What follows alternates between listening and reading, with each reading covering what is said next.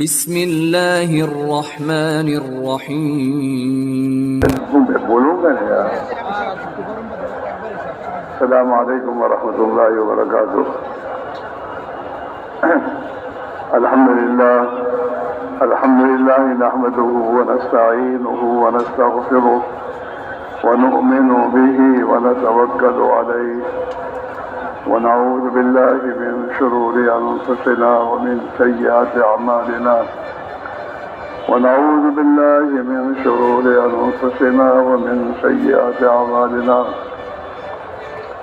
من يهده الله فلا مضل له ومن يضلل فلا هادي له ونشهد ان لا اله الا الله وحده لا شريك له ونشهد أن سيدنا ونبينا وحبيبنا وشفيعنا وسندنا ومولانا محمدا عبده ورسوله أرسله بالحق بشيرا ونذيرا وداعيا إلى الله بإذنه وسراجا منيرا صلى الله تعالى عليه وعلى آله وأصحابه وبارك وسلم تسليما كثيرا كثيرا.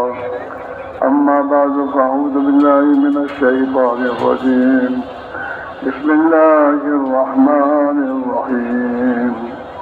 والذين جاهدوا فينا لنهدينهم سبلنا وإن الله لمع المحسنين.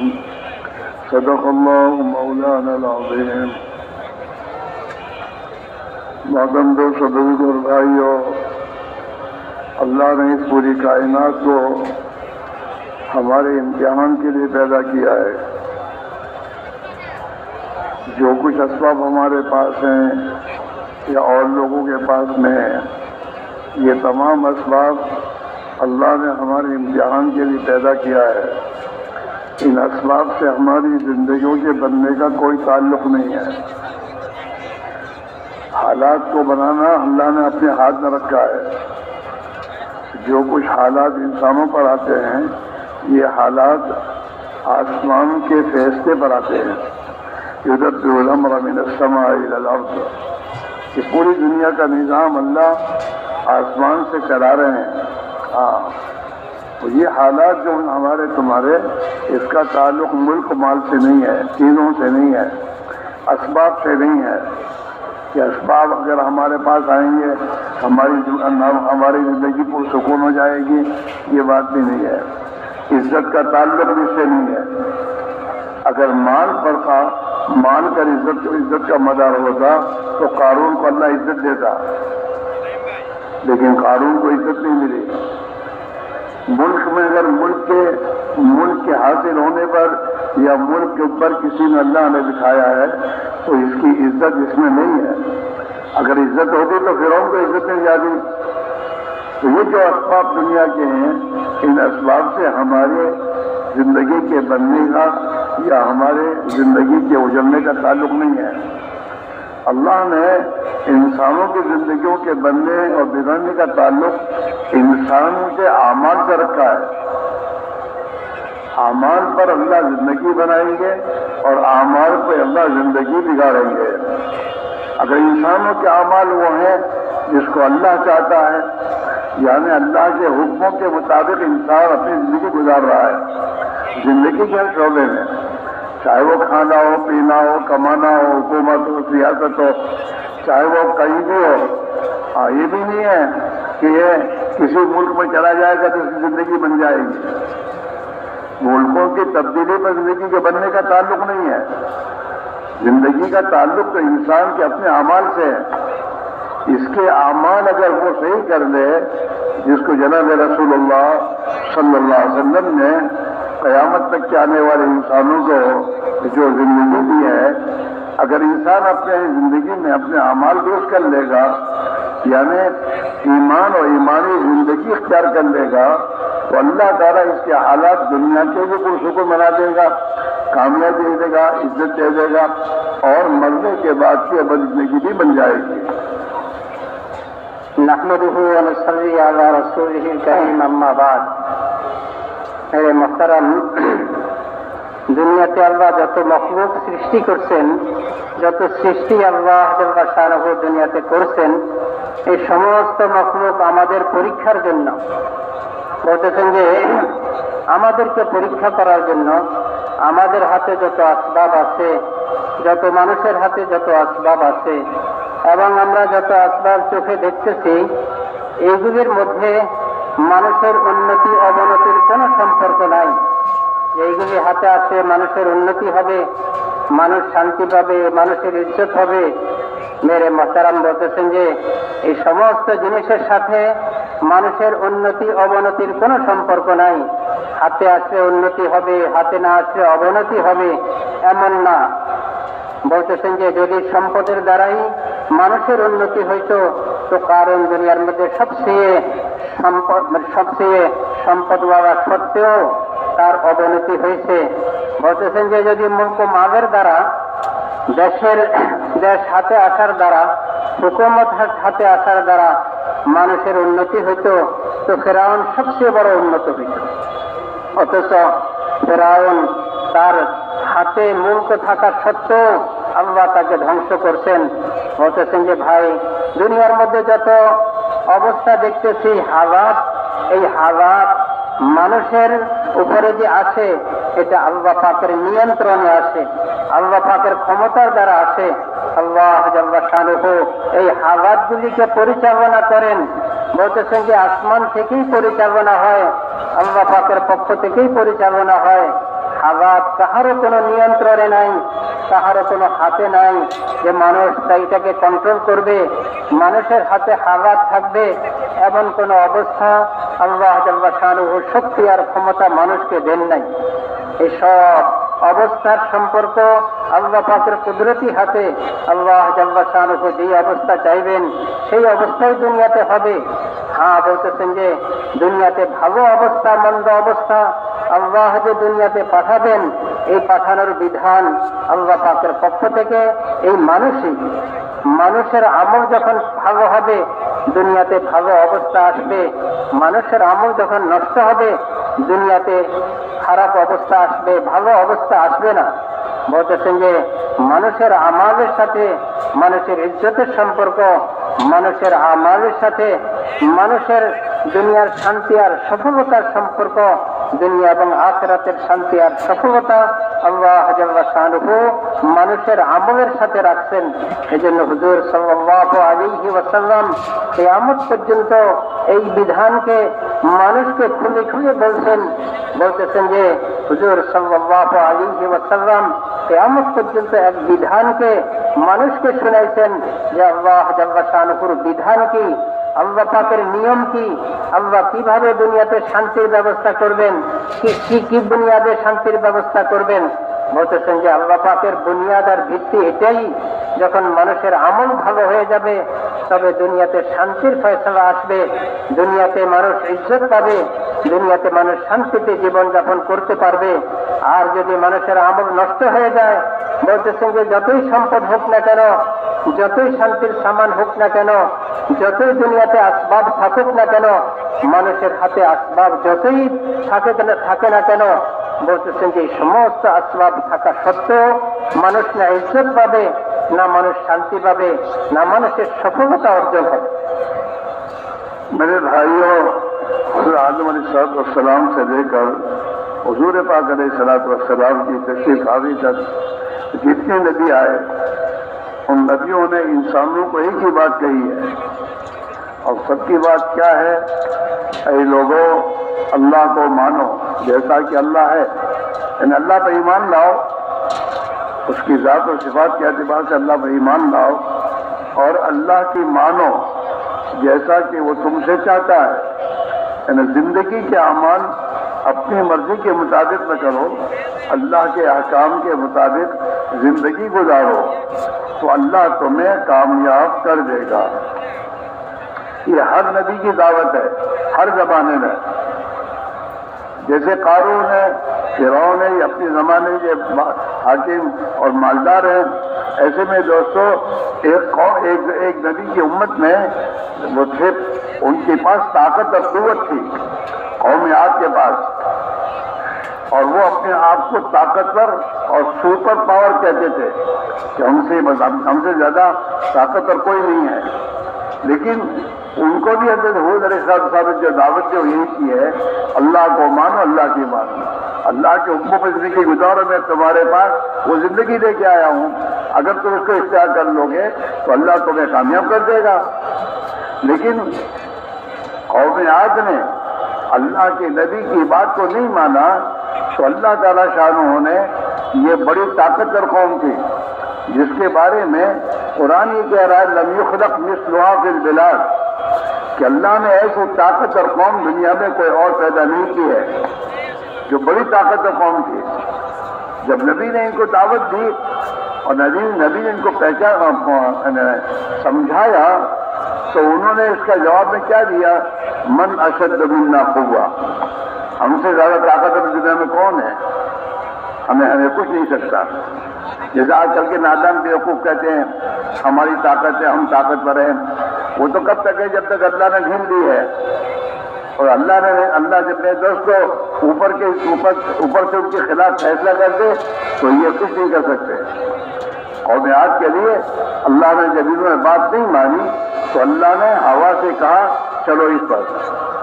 فارسلنا علیہم ریحا صرصرا، ہم نے تیز ہوا ان کی طرف بھیجی، اور 1 گھنٹہ 2 گھنٹہ نہیں بھیجی، 7 لیال و 8 ایام، 7 دن اور 8 راتوں تک مسلسل اللہ نے قوم عاد پر ہوائی طوفان بھیجا. اور وہ ہوائی طوفان ایسا تھا، حالانکہ قوم عاد کے قد سے بے قد، یہ تمہارے کھجور کے جو درخت ہوتے ہیں اتنے لمبے قد کے انسان تھے یہ، اور یہ بڑے طاقتور تھے. اپنے 2 ہاتھوں میں درخت کو لے کر زمین سے اکھاڑ کے پھینک دیتے تھے، اتنی طاقتور قوم تھی.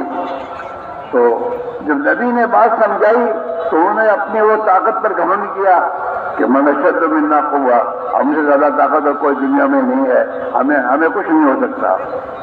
لیکن پھر اللہ نے ان پر ہوائی طوفان بھیجا. ہوائی طوفان کیسا بھیجا؟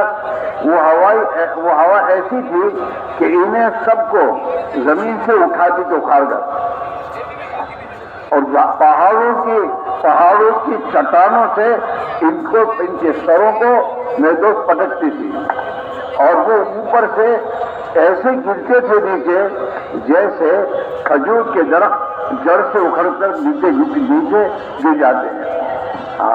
اس طرح گرے ہو، ایک کو اللہ نے ختم کیا، کوئی ایک بھی باقی نہیں رہا. تو اللہ تعالیٰ نے ان کے اعمال کی بگاہ پر ظلم کرتے تھے، لوگوں کو لوٹتے تھے، پریشان کرتے تھے. نبی نے سمجھایا، سمجھے نہیں، اپنے ظلم سے باز نہیں آئے تو اللہ تعالیٰ شاہ نے پھر انہیں دنیا سے ختم کیا.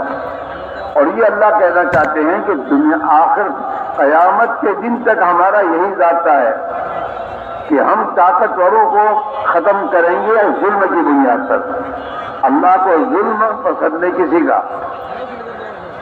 اور سمود اس کے پاس ٹیکنالوجی تھی اپنے زمانے کی، اور ٹیکنالوجی کے ساتھ زندگی گزارتے تھے، اور ان کے پاس نبی نے ہی بات کہی زندگی صحیح کرو، اعمال صحیح کرو، اللہ کے حکم پر زندگی لاؤ، تمہیں اللہ کامیاب کر دے گا. لیکن سمجھ میں نہیں آئی. قوم شعیب وہ تجارت والی قوم تھی، ان کے پاس تجارتیں تھی بڑی بڑی، اور اس تجارت میں یہ اپنی زندگی کے اعمال بگاڑ کر زندگی گزارتے تھے. لوگوں کو تول دیتے تھے تو تول میں کمی کر کے دیتے تھے، ڈنڈی مارتے تھے. ان کا اپنا یہ سوچ تھی کہ ہم ڈنڈی ماریں گے، کم دیں گے، زیادہ پیسے دیں گے، ہمارے پاس مال آ جائے گا اور ہم کامیاب ہو جائیں گے. نبی نے کہا ایسا نہیں ہے، تم صحیح زندگی میں رہو، صحیح مال صحیح لو، صحیح دو. لیکن ان کی سمجھ میں نہیں آئی تو اللہ نے ان سب کو ختم کیا. قوم عاد کو ختم کیا، قارون کو ختم کیا، فرعون کو ختم کیا، اور ये कौम मदन शौर को खत्म कर दिया। जितनी कौमें दुनिया में आई थी जो बड़ी बड़ी जमाने की ये थी, अल्लाह ने इनके आमाल के बिगड़ने पर इनकी दुनिया भी उजाड़ दी, आखिर उजाड़ दी। তো বলতেছেন যে সমস্ত নবীদের একই দাওয়াত ছিল। হযরত আদম আলাইহিস সালাতু ওয়াস সালাম থেকে নিয়ে হুজুর সাল্লাল্লাহু আলাইহি ওয়াসাল্লাম পর্যন্ত সমস্ত নবীদের একই দাওয়াত ছিল। আম্বিয়া আলাইহিমুস সালাতু ওয়াস সালাম আসে দুইটা বুনিয়াদের উপরে দাওয়াত দিচ্ছেন। একটা হচ্ছে আল্লাহকে স্বীকার করার জন্য, যে আল্লাহ জাল্লা শানুহুর জাতের উপরে বিশ্বাস স্থাপন করে এবং আল্লাহ পাকের যে গুণাবলী, এই গুণাবলীর উপরে বিশ্বাস স্থাপন করে। আল্লাহ তার কুদরতের সাথে, আল্লাহ তার ইলমের সাথে, আল্লাহ পাকের যে সিফাতগুলি, এই সিফাতগুলির উপরে বিশ্বাস স্থাপন করার জন্য।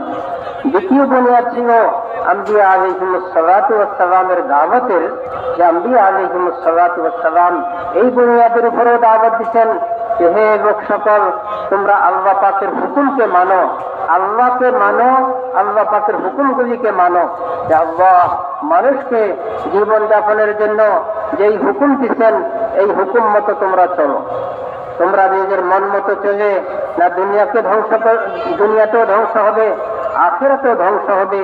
তোমরা নিজের বুনিয়াদের উপরে না চলে আল্লাহ পাকের হুকুম, আল্লাহর বিধানের উপরে তোমরা চলো। বলতেছেন যে আম্বিয়া আলাইহিমুস সালাতু ওয়াস সালাম এই বুনিয়াদের উপরে মানুষদেরকে দাওয়াত দিতেছিলেন। মানুষদের মধ্যে বিভিন্ন ধরনের মানুষ আসছে, কখনো হুকুমতওয়ালা তার মোকাবিলায় আসছে, কখনো মালওয়ালা তার মোকাবিলায় আসছে, কখনো শক্তিওয়ালা তাদের মোকাবিলায় আসছে। বলতেছেন যে ফেরাউন, তার কত বড় হুকুমত, তার কত বড় শক্তি, তার কত বড় দাপট। এদিকে কারুন, তার কত সম্পদ, সম্পদের উপরে তার কত বড় গুমান। বলতেছেন যে নবী তো তাদেরকে দাওয়াত দিতেছিলেন, তাদেরকে হকের উপরে, দ্বীনের উপরে আনার জন্য চেষ্টা করতেছিলেন, কিন্তু না মানার পরে আল্লাহ ঢিল দিচ্ছেন। আল্লাহ পাকের ঢিলও তার একটা সীমা আছে, এক সময় আল্লাহ তাদেরকে খতম করে দেন। বলতেছেন যে এক সময় আসছে এমন কওম যাদের বড় শক্তি, তারা এই কথা দাবি করছে যে আল্লাহ এর আগে এই পরিমাণ শক্তিশালী কওম পয়দা করেন নাই। লাম ইখলাক মিসলুহা ফিল বিলাদ, জমিনের মধ্যে এত শক্তিশালী ওয়ালা মানুষ এর আগে কখনো পয়দা করেন নাই। এত শক্তিশালী আল্লাহ জাল্লা শানুহু নবী পাঠাইছেন, হযরত হুদ আলাইহিস সালাতু ওয়াস সালামকে পাঠাইছেন। হযরত হুদ আলাইহিস সালাতু ওয়াস সালাম আসি তাদেরকে আল্লাহ পাকের বড়াই বড়ত্বের কথা, আল্লাহ পাকের ক্ষমতার শক্তির কথা বলতেছিলেন, যে আল্লাহ পাক কত ক্ষমতাশালী, তার হুকুমের শক্তি কত বেশি, তার মখলুকের, তার হুকুমের দ্বারা মখলুকের পরিচালনার শক্তি কত বেশি। এই কথা তাদেরকে বুঝাইতেছিলেন, কিন্তু তারা মানতেছিল না। তারা তাদের শক্তির উপরে গুমান করতেছিল এবং এই কথা বলতেছিল, মান আসাদ্দু মিন্না কুওয়া, আমাদের চেয়ে শক্তিশালী আবার কি। অথচ তারা জানে না, তারা স্বীকার করে না, যিনি তাদেরকে সৃষ্টি করছেন, যেই আল্লাহ তাদেরকে সৃষ্টি করছেন, তিনি সবচেয়ে ক্ষমতাশালী। আল্লাহ তাদেরকে ঢিল দিতেছিলেন, সুযোগ দিতেছিলেন, কিন্তু তারা তাদের শক্তি দিয়ে মানুষের উপরে জুলুম করতেছিল, অত্যাচার করতেছিল, মানুষ পেরেশান হইতেছিল, মানুষের উপরে তাদের আধিপত্য খাটাইতেছিল। কিন্তু আল্লাহ জাল্লা শানুহু জুলুমকে কখনো বরদাস্ত করেন না। আল্লাহ কিছু সময় তো ঢিল দিচ্ছেন, তারপরে আল্লাহর পাকার আসছে, আল্লাহ পাকের ভরা আসছে। আল্লাহ তার একটা মখলুককে হুকুম দিচ্ছেন, বাতাস তো চলতেছে, বাতাসকে হুকুম দিচ্ছেন যে তুমি দ্রুত চলো, আরো বেগে চলো। বলতেছেন যে এই হুকুমের সাথে সাথে বাতাস এত দ্রুত চলা আরম্ভ করছেন। বলতেছেন যে একদিন 2 দিন না, 1 ঘন্টা 2 ঘন্টা না, একদিন 2 দিন না, 7 দিন, 7 লায়ালি ওয়া 8 আইয়াম, 7 রাত্র 8 দিন একাধারে চলছে। এবং তাদের এত শক্তি ছিল, তাদের এত শরীরের অবস্থা ছিল, তারা যদি কোনো গাছকে ধরে এমনি উঠাই নিতে চাইতো, উঠাই নিতে পারত, উঠাই ফেলে দিত। যেরকম আমরা একটা ধান গাছকে উঠাই ফেলে দিই, তাদের এত শক্তি ছিল, তারা এটাকে উঠাই নিক্ষেপ করতে পারত। এই শক্তিওয়ালা কওমকে আল্লাহর হুকুম দিয়ে এইভাবে তাদেরকে খতম করছেন। তাদেরকে বাতাস নিয়ে পাহাড়ের মধ্যে টক্কর দিতেছিল, পাহাড়ের মধ্যে মারতেছিল, এবং তারা পাহাড় থেকে পড়ে জমিনের মধ্যে যেমন বিশাল বিশাল খেজুরের গাছ পড়ে যাইতেছে। বলতেছেন যে এইভাবে আল্লাহ তাদেরকে খতম করছেন। আল্লাহ পাকের বিধান সুযোগ দেন, যখন সঠিক রাস্তা না আসে আল্লাহর পাকার আসে। এরপরে কওমে সামুদ আসে, তাদের টেকনোলজির বড় যোগ্যতা ছিল, কিন্তু তারা নবীর দাওয়াতকে মানে নাই, গ্রহণ করে নাই, আল্লাহ তাদেরকে খতম করছেন। এরপরে কওমে সাবা আসে, এক কওম আছে, তারা ব্যবসার মধ্যে বড় পণ্ডিত ছিল, ব্যবসার মধ্যে তাদের বড় অভিজ্ঞতা ছিল, কিন্তু এই ব্যবসাটা আল্লাহর হুকুম মতো করে নাই, আল্লাহকে মানে নাই, আল্লাহর হুকুম মতো জীবনযাপন করে নাই। ব্যবসার মধ্যে তারা মাফি কম দিত, আর এই কথা ধারণা করত কম যদি দিই তাহলে আমার মাল থাকি যাবে, আবার পয়সা নিব, পয়সাও বাড়ে যাবে, তো এদিকে মালও বাড়লো, পয়সাও বাড়লো, আমি ধনী হয়ে গেলাম। কিন্তু তারা এই কথা বোঝে না, জুলুম তাদেরকে শেষ করে দিবে, জুলুম তাদেরকে খতম করে দিবে। এই জুলুমের উপরে আল্লাহ কিছুদিন সুযোগ দিচ্ছেন, নবীর মাধ্যমে দাওয়াত দিচ্ছেন, নবীকে দিয়ে তাদেরকে সতর্ক করছেন, কিন্তু তারা সতর্কতাকে মানে নাই।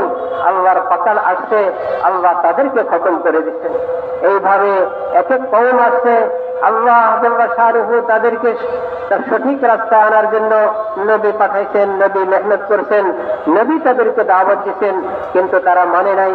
আল্লাহর পাকাল আসছে। তিনি বলতেছেন যে শুধু ওই সময়ের জন্য না, কিয়ামত পর্যন্ত উম্মতের জন্য আল্লাহর একই বিধান। সমস্ত নবী যেইভাবে তার উম্মতকে সতর্ক করছেন, উম্মতকে সঠিক রাস্তা আনার জন্য মেহনত করছেন, আমাদের নবী হযরত মুহাম্মদ সাল্লাল্লাহু আলাইহি ওয়াসাল্লামও একই দাওয়াত। হে লোক সকল, তোমরা আল্লাহকে মানো, আল্লাহকে স্বীকার করো, তার গুণাবলীর উপর ইয়াকিন পয়দা করো, এবং আল্লাহর যে বিধান আছে, আল্লাহর যেই নিয়ম আছে, আল্লাহর যে আহকাম আছে, নবীর মাধ্যমে যে জীবন ব্যবস্থা পাঠাইছেন, এই জীবন ব্যবস্থা মতো তোমরা তোমাদের জীবন চালাও, তো আল্লাহ তোমাদেরকে দুনিয়াতে শান্তি দিবেন, দুনিয়াতে সফলতা দিবেন, দুনিয়াতে কামিয়াব করবেন। মৃত্যুর পরে আবাদুল আবাদ জিন্দেগি, তোমাদের সফলতা, তোমাদের কামিয়াবি, তোমাদের শান্তি, তোমাদের ইজ্জত একমাত্র আল্লাহকে মানার মধ্যে, আল্লাহকে স্বীকার করার মধ্যে। বলতেছেন যে এই দাওয়াত সমস্ত নবীদের দাওয়াত ছিল, এই দাওয়াত আমাদের নবী হযরত মুহাম্মদ সাল্লাল্লাহু আলাইহি ওয়াসাল্লামের দাওয়াত ছিল। তিনি বলতেছেন যে ভাই, দুনিয়াতে শান্তি আর সফলতার আর কোনো ব্যবস্থা নাই, আর কোনো আসবাব নাই, আর কোনো শক্তি নাই, আর কোনো কিছু নাই যে মানুষ দুনিয়াতে শান্তি পাইতে পারে। দুনিয়ার সম্পদ দিয়ে শান্তি পাবে, দুনিয়ার সম্পদ দিয়ে ইজ্জত পাবে, দুনিয়ার হুকুমত দিয়ে ইজ্জত পাবে, দুনিয়ার হুকুমত দিয়ে সফলতা লাভ করবে না। সফলতা একমাত্র আল্লাহ পাকের হাতে। আল্লাহকে মানার মধ্যে, আল্লাহকে স্বীকার করার মধ্যে মানুষের দুনিয়া এবং আখিরাতের সফলতা। मेरे भाई और दोस्तों, कुरान पाक में अगली तमाम उम्मतों के वाकयात को अल्लाह ने बयान किए हैं। कौम नूह अक्सरियत पर घमंड करती थी, कौम समूद, मेरे दोस्त टेक्नोलॉजी पर इनको घमंड था, कौम आद को अपनी ताकत पे घमंड था, कौम शोएब को अपनी तिजारतों में था। ऐसे मेरे दोस्तों कौम सबा, मेरे दोस्तों, इन्हें अपनी एग्रीकल्चर तरक्की और इनको अपनी खेती बाड़ी और बागात पर खपे था। इन तमाम ने अपने नबी के अपने जमाने के नबी की बात को नहीं माना और अपनी चाहत पर चले, अपनी चाहत पर चले, और अल्लाह की नाफरमानी की राहें नहीं छोड़ी। तो नतीजे और अंजाम के एतबार से अल्लाह ने इन्हें अपनी कुदरत से दुनिया में खत्म किया। और कुरान पाक में अल्लाह ने बयान किया, लक़द कान फ़ी क़ससिहिम इबरतुन लिउलिल अलबाब। ये हम जो तुम्हारे सामने अगली उम्मतों के वाक़यात बयान कर रहे हैं, ये इसलिए बयान कर रहे हैं ताकि इन वाक़यात से तुम इबरत लो। ये वाक़यात हम अपने इन कौमों के वाक़यात बयान करने के लिए वाक़यात बयान नहीं कर रहे हैं, हम अपना ज़ाब्ता बता रहे हैं कि हमारा ज़ाब्ता ये है, अगर तुम भी इनके वाले रास्ते पर चलोगे तो तुम्हारा भी अंजाम वो होगा जिनका अंजाम होगा। लक़द काना फ़ी क़ससिहिम इबरतुन लिउलिल अलबाब। इन नबियों के वाक़यात को हमने बयान किए ताकि समझदार और अक्लमंद लोग اس سے عبرت لیں، اس سے عبرت لیں کہ اگر اس راستے پر جو چلے گے اور اللہ نے ان کو ہلاک کیا، اگر ہم بھی اسی راہ پر چلیں گے تو ہمارا بھی انجام یہی ہوگا۔ تاجر اپنی تجارت میں اگر اللہ کے احکام توڑے گا تو اسے بھی اللہ ناکام کرے گا۔ حکومت والا کا حکومت میں اللہ کے احکام کو توڑے گا، اللہ اسے ناکام کرے گا۔ اور طاقت و قوت والے اگر اپنی طاقت و قوت کے گھمنڈ پر خدا کی نافرمانی کی راہ اختیار کریں گے، اللہ انہیں اس حالت میں ختم کرے گا۔ اللہ تعالیٰ شانو پوری کائنات کے خالق بھی ہیں اور اللہ تعالیٰ شانو پوری کائنات کے مالک بھی ہیں۔ مخلوق ساری اس کی ہے، اس نے پیدا کی ہے اور اس مخلوق پر چلے گی اللہ ہی کی۔ قرآن پاک میں اللہ ہی فرما رہے ہیں الا لہ الخلق والامر، کان کھول کے سن لو، یہ جو کچھ تم دیکھ رہے ہو اس کا خالق اللہ ہے، یہ مخلوق ہے اور اللہ نے ان کو پیدا کیا ہے۔ اور یہ بھی سمجھ لو کہ اس پوری کائنات کے نظام پر کنٹرول اللہ کا ہے، کنٹرول اللہ کا ہے۔ اللہ جو چاہے گا وہ ہوگا، دنیا کے انسان جو چاہیں گے وہ نہیں ہوگا۔ اور اللہ کا ضابطہ اللہ قرآن پاک میں یہ بیان کر رہا ہے من عمل صالحا من ذکر او انثى وهو مؤمن فلنحيينه حیاة طیبہ، جو بھی آدمی مرد ہو یا عورت ہو کہیں بھی ہو، چاہے اس ملک میں ہو چاہے کسی اور ملک میں ہو، جہیں بھی ہو کہاں بھی ہو، جو بھی مرد اور جو بھی عورت اپنے ایمان کو بنائیں گے، اللہ سے ڈریں گے اور اللہ سے ڈر کر اللہ کی نافرمانی سے بچیں گے اور اللہ کی ذات پر یقین کرتے ہوئے اللہ کے احکام پر زندگی گزاریں گے، من عمل صالحا من ذکر او انثى، جو بھی مرد عورت نیک عمل کریں گے، ایمان کے ساتھ نیک عمل کریں گے، اللہ تعالیٰ فرماتے ہیں ہم انہیں پاکیزہ خوشحال زندگی دیں گے، فَلَنُحْيِيَنَّهُ حَيَاةً طَيِّبَةً، ہم انہیں ضرور، باقی کسا خدا کہہ رہا ہے، ہم انہیں ضرور پاکیزہ زندگی دیتے رہیں گے۔ ایک اللہ کا ضابطہ یہ ہے، اب چاہے وہ غریب ہو، مالدار ہو، بادشاہ ہو، وزیر ہو، جو بھی ہو، اور اگر اس کے خلاف زندگی گزاریں گے تو قرآن میں اللہ دوسرا ضابطہ بیان کر رہا ہے وَمَنْ أَعْرَضَ عَنْ ذِكْرِي فَإِنَّ لَهُ مَعِيشَةً ضَنْكًا، اور جو لوگ بھی چاہے وہ مالدار ہوں، غریب ہوں، تاجر ہوں، کھیتی والے ہوں، ہندی ہوں، امریکی ہوں، جہاں بھی کہیں ہوں، جو بھی کوئی ہوں، اگر وہ اللہ کے حکموں کے خلاف زندگی گزاریں گے، اللہ کی اطاعت سے اعراض کریں گے، اللہ تعالیٰ فرمانے ہیں ہم اس کی زندگی کو تنگ کر دیں گے۔ وَمَنْ أَعْرَضَ عَنْ ذِكْرِي فَإِنَّ لَهُ مَعِيشَةً ضَنْكًا، جو ہماری اطاعت سے اعراض کرے گا ہم اس کی زندگی کو تنگ کر دیں گے۔ اس وقت پوری دنیا میں یہ ٹینشن اور یہ پرابلم کا مسائل اور پوری دنیا پریشان ہے اور زندگی تنگ زندگی گزار رہی ہے، اس کی وجہ یہ نہیں ہے کہ اس کے پاس پیسے نہیں، کھانے نہیں، پینے نہیں۔ آج کے دور میں تو انسان کے لیے راحت کے نقشے اور راحت کی چیزیں بہت پیدا ہو گئی ہیں، لیکن اس کے باوجود انسان کو راحت اور چین نہیں ہے۔ کیوں؟ اللہ کا ضابطہ یہی ہے کہ انسان جب اللہ کے حکموں کو چھوڑے گا، اللہ کے احکام کو توڑے گا، زمین پر ظلم کرے گا تو اللہ تعالیٰ اس کی زندگی کو تنگ کر دیں گے۔ زندگی تنگ ہے، دنیا کے تمام انسانوں کا یہی ہے، غریبوں کا، مالداروں کا، دنیا کے اور جو ترقی یافتہ ملکوں میں جہاں بھی رہتے ہوں سب جگہ یہی ہے، ٹینشن اینڈ پرابلم۔ تو یہ ٹینشن پرابلم اس وجہ سے نہیں ہے انسانوں کے پاس چیزیں نہیں ہیں، بہت کچھ ہے راحت آرام کی، لیکن انسان اپنی زندگی کے مقصد سے ہٹا ہے اور انسان اپنے پیدا کرنے والے خالق و مالک نے جو زندگی گزارنے کا راستہ نبیوں کے ذریعے پہنچایا ہے اسے چھوڑ کر انسان زندگی گزار رہا ہے۔ اس کی مثال ایسی ہے، جیسے آج کے دور میں دنیا کے انسانوں نے کار بنائی ہے اور کار بنانے کے بعد اس کا ضابطہ بتایا ہے کہ کار کو کہاں چلاؤ گے، یا کار کو چلاؤ روڈ پہ چلاؤ، یہ انہوں نے بتا دیا۔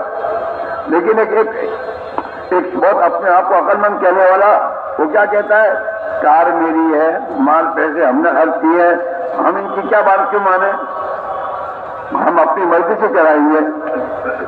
تو اس نے میرے دوستو کار کو لے کر گیا کھیت میں، کہاں گیا بولو، کھیت جس میں پکتا باغ بنتے ہیں، اس کھیت میں لے کر گیا۔ تو بتاؤ پرابلم پیدا ہوگا نہیں ہوگا؟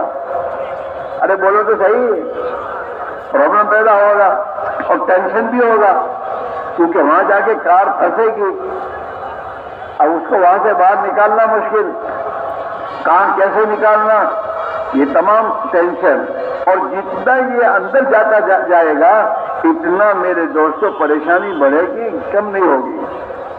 ایسے آج کا انسان ہے، اللہ نے اس کو پیدا کیا ہے اور پیدا کرنے کے بعد اللہ نے نبیوں کے ذریعے اسے بتایا ہے کہ تجھے کیسے جینا ہے، کیسے زندگی گزارنی ہے۔ اگر تو اس مرضی ہماری مرضی پر زندگی گزارے گا تو ہم تجھے دنیا میں خوشحال اور خوشحال زندگی دے دیں گے، اور اگر تم نے اپنے آپ کو ہماری بات پر نہیں چلایا، جیسے اس نے کار بنانے والے کی بات پر اپنے آپ کو نہیں چلایا، اپنی مرضی سے گیا، کھیت میں گھسا تو ٹینشن اور پرابلم پیدا ہو گئے۔ ایسے آج کا انسان اپنے خالق و مالک نے جو راستہ دیا ہے نبیوں کے ذریعے اور قرآن نے اعلان کیا ہے وَأَنَّ هَٰذَا صِرَاطِي مُسْتَقِيمًا فَاتَّبِعُوهُ، ہم نے تمہیں یہ سیدھا ایک راستہ ایمان اور اعمال کا دیا ہے، اس راستے پر چلو اور ایمان کا راستہ چھوڑ کر اپنی خواہشات کی گلیاروں میں نہ گھسو۔ وَأَنَّ هَٰذَا صِرَاطِي مُسْتَقِيمًا فَاتَّبِعُوهُ وَلَا تَتَّبِعُوا السُّبُلَ فَتَفَرَّقَ بِكُمْ عَنْ سَبِيلِهِ۔ میرے دوستو آج ہمارے پرابلم اور ہمارے ٹینشن کی وجہ مال نہیں، پیسے نہیں ہے، خوب مال کمانے چلو امریکہ، خوب مال کمانے چلو عرب ملکوں میں، مال کمانے سے مسائل حل نہیں ہوں گے اور مال کے کمانے سے میرے دوست پرابلم سالو نہیں ہوں گے۔ پرابلم تو پیدا یہ ہوا ہے کہ یہ انسان اپنی ذات سے اپنے خالق و مالک نے جو راستہ زندگی گزارنے کا بتایا اس کو چھوڑ کر اپنی مرضی پر خواہشات کے راستے پر اپنے آپ کو ڈال چکا۔ جیسے اس نے اپنی گاڑی کھیت میں ڈالی، تو جب تک کھیت میں وہاں تک اس کی پرابلم سالو نہیں ہوگا۔ آج کا انسان جب تک خواہشات کے راستہ زندگی گزار کتنا چھوڑ کر اللہ کی اطاعت اور خدا کے احکام پر نہیں آئے گا، اس کا پرابلم اور اس کا جو ٹینشن ختم نہیں ہوگا بلکہ اور بڑھے گا۔ جیسے آج ہمارا حال ہے، دن بدن مسائل بڑھتے ہی جا رہے ہیں، دن بدن میرے دوستوں ٹینشن بڑھتا ہی جا رہا ہے۔ کیوں کہ ہم دن بدن خدا کی نافرمانی کی طرف آگے بڑھ رہے ہیں۔ اس لیے مسئلہ اور پھر کیا آدمی کیا سوچتا ہے، میں یہاں ہوں، اس سے پیسے چلو میں کسی ملک میں چلا جاؤں گا وہاں مسئلہ ہوگا، بھی نہیں ہوگا۔ اگر اسی زندگی کے ساتھ مان جائے گا تو وہاں بھی مسائل کھڑے ہوں گے۔ تجھے تیری مشکلات کا حال یہ ہے کہ تو اپنے کو چھوڑ کر تو نے اپنی گاڑی کو کھیت میں ڈالا ہے، اس گاڑی کو کھیت سے باہر نکال اور جہاں گاڑی کو چلانا چاہیے وہاں چلا، تو تیری مشکل حل ہو جائے گی۔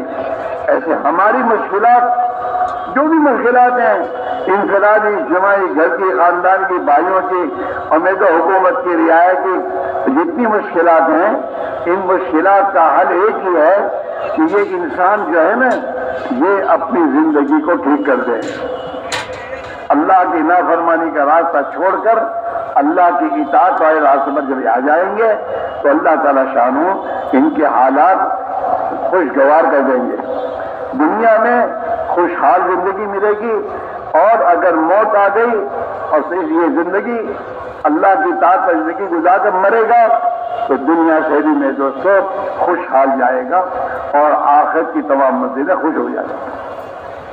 তো বলতেছেন যে ভাই, আল্লাহ জাল্লা শানুহু বিভিন্ন নবীদের ঘটনা কোরআন পাকের মধ্যে উল্লেখ করছেন যে এক এক নবীর সাথে তার কওমের কি অবস্থা হয়েছে। বলতেছেন যে নূহ আলাইহিস সালাতু ওয়াস সালামের কওমের তাদের সংখ্যাগরিষ্ঠতার একটা গুমান ছিল এবং সংখ্যাগরিষ্ঠতার একটা তাদের অহংকার ছিল যে আমরা বেশির উপরে তারা নিজের মন মতো চলছেন। নবী তাদেরকে দাওয়াত দিয়েছেন, আল্লাহ পাকের বড়াই বড়ত্বের কথা বুঝাইছেন, আল্লাহকে চিনাইবার চেষ্টা করছেন, আল্লাহর শক্তি আর ক্ষমতাকে চিনাইবার চেষ্টা করছেন, কিন্তু তারা মানে নাই। তারা তাদের সংখ্যাগরিষ্ঠতার গুমানদের উপর ছিল, অহংকারের উপরে ছিল। আল্লাহ জাল্লা শানুহুর পাকার আসছে, আল্লাহ তাদেরকে খতম করছেন। এরপরে বলতেছেন যে ক্ষমতাওয়ালা তাকেও আল্লাহ কিভাবে খতম করছেন কোরআনে পাকের মধ্যে। ফেরাউন বলতেছেন যে এইভাবে সম্পদওয়ালা তাকে আল্লাহ কিভাবে খতম করছেন কোরআনে পাকের মধ্যে বিস্তারিত উল্লেখ আছে। শক্তিওয়ালা, শরীরের শক্তি কওমে আদ, এই কওমে আদের উপরে আল্লাহ নবী পাঠাইছেন। নবী তাদেরকে মেহনত করছেন, তাদের উপরে মেহনত করছেন, তাদেরকে আল্লাহ পাকের হুকুমের কথা শুনাইছেন, আল্লাহ পাকের কুদরতের কথা শুনাইছেন, কিন্তু তারা তাদের শক্তির উপরে অহংকার হয়ে তারা আল্লাহকে মানে নাই, আল্লাহকে স্বীকার করে নাই, আল্লাহর হুকুম মতো জীবনযাপন করে নাই। তো আল্লাহ তাদেরকে খতম করছেন। বলতেছেন যে এক কওম আছে, তারা টেকনোলজির মধ্যে বড় উন্নত, কিন্তু তারা আল্লাহকে মানার জন্য তৈরি ছিল না। নবী যতই চেষ্টা করছেন, তারা তাদের যোগ্যতার উপরে বড় অহংকারী ছিল। পাহাড়কে খুদে তারা ঘর বানাইতো, মনে করতো বাতাস কিভাবে আমাদেরকে খতম করবে, পানি কিভাবে করবে। কিন্তু আল্লাহর পাকার আসে, আল্লাহর পাকার শুধু এক রকমের না যে শুধু পানি দিয়ে আর বাতাস দিয়ে না, আল্লাহর পাকার অনেক রকমের আছে। আল্লাহ পাকের সমস্ত মখলুক আল্লাহর সৃষ্টি, সমস্ত মখলুক আল্লাহ পাকের হুকুমে পরিচালিত হইতেছে। আল্লাহ লাহুল খালকু ওয়াল আমর, আল্লাহ এই কওমকে খতম করছেন। এরপরে বলতেছেন যে কওমে শুআইব আসছে, তারা ব্যবসায় বড় উন্নত, কিন্তু আল্লাহ তাদেরকেও খতম করছেন। এরপরে কওমে সাবা আসছে, তারা এগ্রিকালচারের মধ্যে বলতেছেন কৃষি বিদ্যার মধ্যে তাদের বড় যোগ্যতা ছিল, কিন্তু তারা আল্লাহকে মানে নাই, আল্লাহকে স্বীকার করে নাই, আল্লাহর হুকুম মতো জীবনযাপন করে নাই, আল্লাহ তাদেরকে খতম করছে। বলতেছেন যে ভাই, আল্লাহ পাকের বিধান, আল্লাহ কোরআনে পাকের মধ্যে এই উম্মতকে শিক্ষা দেওয়ার জন্য, এই উম্মতকে শিক্ষা নেওয়ার জন্য আল্লাহ কোরআনে পাকের মধ্যে এই আয়াত অবতীর্ণ করছেন। লাকাদ কানা ফী কসাসিহিম ইবরাতুল লিউলিল আলবাব। এই ঘটনাগুলি শুধু ঘটনা হিসাবে না, এই ঘটনাগুলি শুধু শোনার জন্য না, এই ঘটনাগুলি শুধু মুখে পড়ার জন্য না, এই ঘটনাগুলি মানুষের শিক্ষার জন্য। মানুষ যাতে এর থেকে শিক্ষা নেয় যে আমরাও যদি এইভাবে করি, ওই আল্লাহ আছেন, আল্লাহ আমাদের উপর ধরবেন, আমাদেরকেও এটার শাস্তি দিবেন, আমাদেরকেও আল্লাহর পাতাল আসবে। যাতে এই ঘটনাগুলি দিয়ে শিক্ষা নেয়, সব ধরনের মানুষ শিক্ষা নেয়, হুকুমতওয়ালা শিক্ষা নেয়, সম্পদওয়ালা শিক্ষা নেয়, শক্তিওয়ালা শিক্ষা নেয়, বুদ্ধিওয়ালা শিক্ষা নেয়। মেরে মোহতারাম, যেই ধরনের মানুষই হোক না, সব ধরনের মানুষ যাতে শিক্ষা নেয়, আল্লাহ পাকের কুদরত এবং আল্লাহ পাকের পাকারের শিক্ষা নেয়। বলতেছেন যে আল্লাহ জাল্লা শানুহু মানুষের শান্তি আর সফলতা কিসের মধ্যে? এটা কোরআনে পাকের মধ্যে বিধান কায়েম করে দিছেন, বিধান জানাই দিছেন।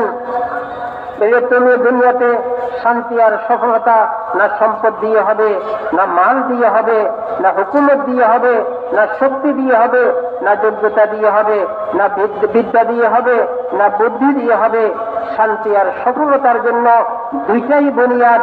মান আমিলা সালিহান মিন যাকারিন আও উনসা ওয়া হুয়া মুমিন ফালানুহইয়ান্নাহু হায়াতান তাইয়্যিবা। যেই ধরনের মানুষই হোক না কেন, চাই সে সম্পদওয়ালা হোক, চাই সে সম্পদ ছাড়া হোক, চাই সে শিক্ষিত হোক, চাই সে অশিক্ষিত হোক, চাই সে গরিব হোক, চাই সে ধনী হোক, চাই সে গ্রামের মানুষ হোক, চাই সে শহরের মানুষ হোক, যেই কোনো ধরনের মানুষ, সে যদি ঈমানকে হাসিল করে, আল্লাহর জাতের উপরে বিশ্বাসকে স্থাপন করে এবং ঈমানকে সে অর্জন করে, মান আমিলা সালিহান মিন যাকারিন আও উনসা ওয়া হুয়া মুমিন এবং তার জিন্দিগির পরিচালনা আল্লাহর হুকুম মতো করে, মন মতো করে না, মন মতো জীবনযাপন করে না, তো আল্লাহ জাল্লা শাআনুহুর বিধান, আল্লাহর নিয়ম, আল্লাহ পাকের নিজাম কিয়ামত পর্যন্ত বিধান একটাই, যে এই দুই বুনিয়াদ ওয়ালাকে আল্লাহ দুনিয়াতে শান্তিময় জিন্দেগি দিবেন, পেরেশানি মুক্ত জিন্দেগি দিবেন, ইজ্জতের জিন্দেগি দিবেন, সফলতার জিন্দেগি দিবেন, ইতমিনানের জিন্দেগি দিবেন। যখন এই বুনিয়াদকে সে মেহনত করে হাসিল করবে, বলতেছেন যে এর বিপরীত আরেকটা নিয়মও আল্লাহ শুনাই দিচ্ছেন, যে আমার বিধান যারা দুনিয়াতে মনমতো জীবনযাপন করবে, আল্লাহর হুকুমের খেলাফ করবে, আল্লাহর হুকুমের খেয়াল করবে না, আল্লাহকে স্বীকার করবে না, আল্লাহর ক্ষমতাকে স্বীকার করবে না, মনমতো জীবনযাপন করবে, ওয়ামান আরাদা আন যিকরি ফাইন্না লাহু মাঈশাতান যানকা ওয়া নাহশুরুহু ইয়াওমাল কিয়ামাতি আ'মা। যে মনমতো জীবনযাপন করবে, চাই তার সম্পদ থাকুক না কেন, চাই তার হুকুমত থাকুক না কেন, চাই তার শক্তি থাকুক না কেন, চাই তার প্রভাব থাকুক না কেন, চাই তার হাতে সংখ্যা গরিষ্ঠতা থাকুক না কেন, যত কিছুই থাকে, কিন্তু আল্লাহ পাকের শক্তির উপরে কোনো জিনিসই চলে না। সে যেহেতু মনমতো জীবনযাপন করছে, আল্লাহর হুকুমের খেলাফ করতেছে, আল্লাহর হুকুমের কোনো পরোয়া করে না, কোনো তাওয়াক্কা করে না, মনমতো জীবনযাপন করতেছে, আল্লাহ তাকে এক সময় ধরবেন। ফাইন্না লাহু মাঈশাতান যানকা, জীবিত থাকা অবস্থায়ও তাকে পেরেশানির মধ্যে তার জীবন কাটবে, প্রবলেমের মধ্যে তার জীবন কাটবে, তার সংকীর্ণতার মধ্যে জীবন কাটবে। সবকিছু থাকা সত্ত্বেও তার জীবন বড় সংকীর্ণ, তার জীবন বড় পেরেশানি, পেরেশানির আর অন্ত নাই। সকালেও পেরেশানি, রাত্রেও পেরেশানি, দিনও পেরেশানি, সবসময় পেরেশানি তার জীবন কাটতেছে। কেন? পেরেশানি দূর হওয়ার রাস্তা সে চলে নাই, রাস্তা ধরে নাই, মন মতো জীবনযাপন করতেছে। এই জন্য দুনিয়ার যত কিছুই থাকুক না কেন, কিন্তু জিন্দেগি বড় সংকীর্ণ হয়ে যাবে, জিন্দেগি বড় ছোট হয়ে যাবে, জিন্দেগি বড় কঠিন হয়ে যাবে, জিন্দেগি বড় পেরেশানির জিন্দেগি হয়ে যাবে। সে দুনিয়াতে থাকি সবকিছু থাকা সত্ত্বেও শান্তি পাবে না। এজন্য আল্লাহর বিধান, এটা দুই বিধান আল্লাহ কায়েম করছেন। একটা হচ্ছে মান্যওয়ালাদের বিধান, আর একটা হচ্ছে না মান্যওয়ালাদের বিধান। যারা মানবে না তাদের পরিণতি কি, যারা মানবে তাদের পরিণতি কি? তিনি বলতেছেন যে ভাই, আল্লাহ জাল্লা শানুহুর যে বিধানগুলি, এই বিধানগুলি মানুষের আকলেও ধরে, মানুষের মধ্যে এটার প্রমাণও আছে যে মানুষ কোন জিনিস যদি নাকি সৃষ্টি, কোন জিনিস যদি বানায়, তখন এটা পরিচালনা করার একটা নিয়ম সে বলে দেয়। যেমন একজনে কার বানাইছে, বলতেছেন যে কার বানাই, কার কিভাবে চালাইতে হবে, কিভাবে তাকে ব্যবহার করতে হবে, এই ব্যবহারের রাস্তা, এই ব্যবহারের নিয়ম, এই ব্যবহারের সবকিছু বলে দিচ্ছে। কিন্তু যে কিনতেছে, সে যদি এই কথা মনে করে আমার পয়সা দিয়ে আমি কিনতেছি, আমারই তো এটার মিলকিয়ত, আমারই তো এটার মালিকানা, আমি আবার কার কথা মতো চলবো, কার কথা মতো আমি চালাবো না, আমি আমার মন মতো চালাবো, আমি যেখানে সেখানে চালাবো, যখন তখন চালাবো, কোনো নিয়মের পরোয়া করবো না। অথচ নিয়ম হয়েছে রাস্তার মধ্যে চালাইতে হবে, যেই কোনো জায়গায় চালানো যাবে না। বলতেছেন যে সে কোন জিনিসের খেয়াল করে না, বলে না আমি কিনছি, আমার পয়সা, আমার মন, আমার কথা। বলতেছেন যে এই কথার উপরে যদি সে চালায়, রাস্তায় চালাইল না, ক্ষেতের দিকে চালাইল, তো বলতেছেন যে এখন সমস্যা কি বাড়বে না কমবে? কখনো কমবে না, সমস্যা বাড়বে। অথচ এটাকে সমস্যা দূর করার জন্য, রাস্তায় ভালোভাবে চলে গন্তব্যস্থানে পৌঁছার জন্য, কিন্তু যেহেতু সে মন মতো চালাইল, এই জন্য এখন জমিনে আটকে গেছে, এখনো তার শেষ হয় না। বলি না আমি আমার মন মতোই চালাবো, আরো সামনের দিকে অগ্রসর হইতেছে। তো বলতেছেন যে ভাই, প্রবলেম কি বাড়বে না কমবে, টেনশন কি বাড়বে না কমবে? বলতেছেন যে কখনো কমতে পারে না, যেহেতু সে মন মতো বেঠিক রাস্তায় চালাইতেছে, বেঠিক রাস্তায় চলতেছে বিধায় তার সমস্যাগুলি বাড়তে থাকবে, তার পেরেশানি বাড়তে থাকবে যতক্ষণ পর্যন্ত সে এটাকে বানানো বাবার নিয়ম মতো না চালাবে, নিয়মে না আসবে, ততক্ষণ পর্যন্ত সে শান্তি পাবে না, সফলতা শান্তি মানে প্রবলেম দূর হবে না, সমস্যা দূর হবে না, পেরেশানি দূর হবে না। বলতেছেন যে তদ্রূপই আল্লাহ জাল্লা শানুহু মানুষকে সৃষ্টি করছেন, এই মানুষের সৃষ্টি আল্লাহর কুদরতে, এই মানুষের পরিচালনাও আল্লাহর নিয়মে। আল্লাহ নিয়ম বিধান কায়েম করছেন, নবীদের মাধ্যমে মানুষকে জানাই দিচ্ছেন মানুষ কিভাবে জীবন যাপন করবে, তা সে কাকে স্বীকার করবে, কার সাথে তার সম্পর্ক কায়েম করবে, তার এই অঙ্গ প্রত্যঙ্গগুলি এই শরীরের ব্যবহার কিভাবে করবে, আল্লাহ জাল্লা শানুহু নিয়ম বাতাই দিচ্ছেন। বলতেছেন যে ভাই, এই নিয়ম ছাড়ি যতই আমরা মন মতো চলব, আমাদের সমস্যা কোনোদিন শেষ হবে না, আমাদের সমস্যার কোনোদিন কমবে না, বরং দিন দিন বাড়তে থাকবে। আমি যদি মনে করি সম্পদ যত বেশি নিতে পারি তত বেশি আমার সমস্যা কমবে, না না মেরে মোহতারাম, তিনি বলতেছেন যে সমস্যা দিন দিন বাড়বে। যদি এই কথা মনে করি আচ্ছা এক দেশ ছাড়ি আরেক দেশে চলে যাব, সেখানে আমি সম্পদ বানাবো, তারপরে আমার সমস্যা দূর হয়ে যাবে। তিনি বলতেছেন যে অনেকে মনে করে আরব দেশে যাব, আমার হাতে অনেক টাকা পয়সা আসবে, আমার সমস্যা দূর হয়ে যাবে, আমার ঘর বাড়ির সমস্যা দূর হয়ে যাবে, আমার বিবি বাচ্চার সমস্যা দূর হয়ে যাবে, আমার ঘর সংসারের সমস্যা দূর হয়ে যাবে। মেরে মোহতারাম, সমস্যা দূর হওয়ার জন্য সম্পদের কোনো সম্পর্ক নাই, সমস্যা দূর হওয়ার জন্য হাতে কোনো শক্তির কোনো এরিয়া নাই। বলতেছেন যে সমস্যা দূর হওয়ার জন্য একমাত্র বিধান হচ্ছে আল্লাহ পাকের বিধান, আল্লাহর বিধান, আল্লাহকে মানা, আল্লাহর হুকুম মতো জীবন যাপন করা। এই তরিকায় যে চলবে সে সর্ব অবস্থায় কামিয়াব হবে, সর্ব অবস্থায় সফলতা লাভ করবে, সর্ব অবস্থা তার জিন্দেগি শান্তিময় হবে।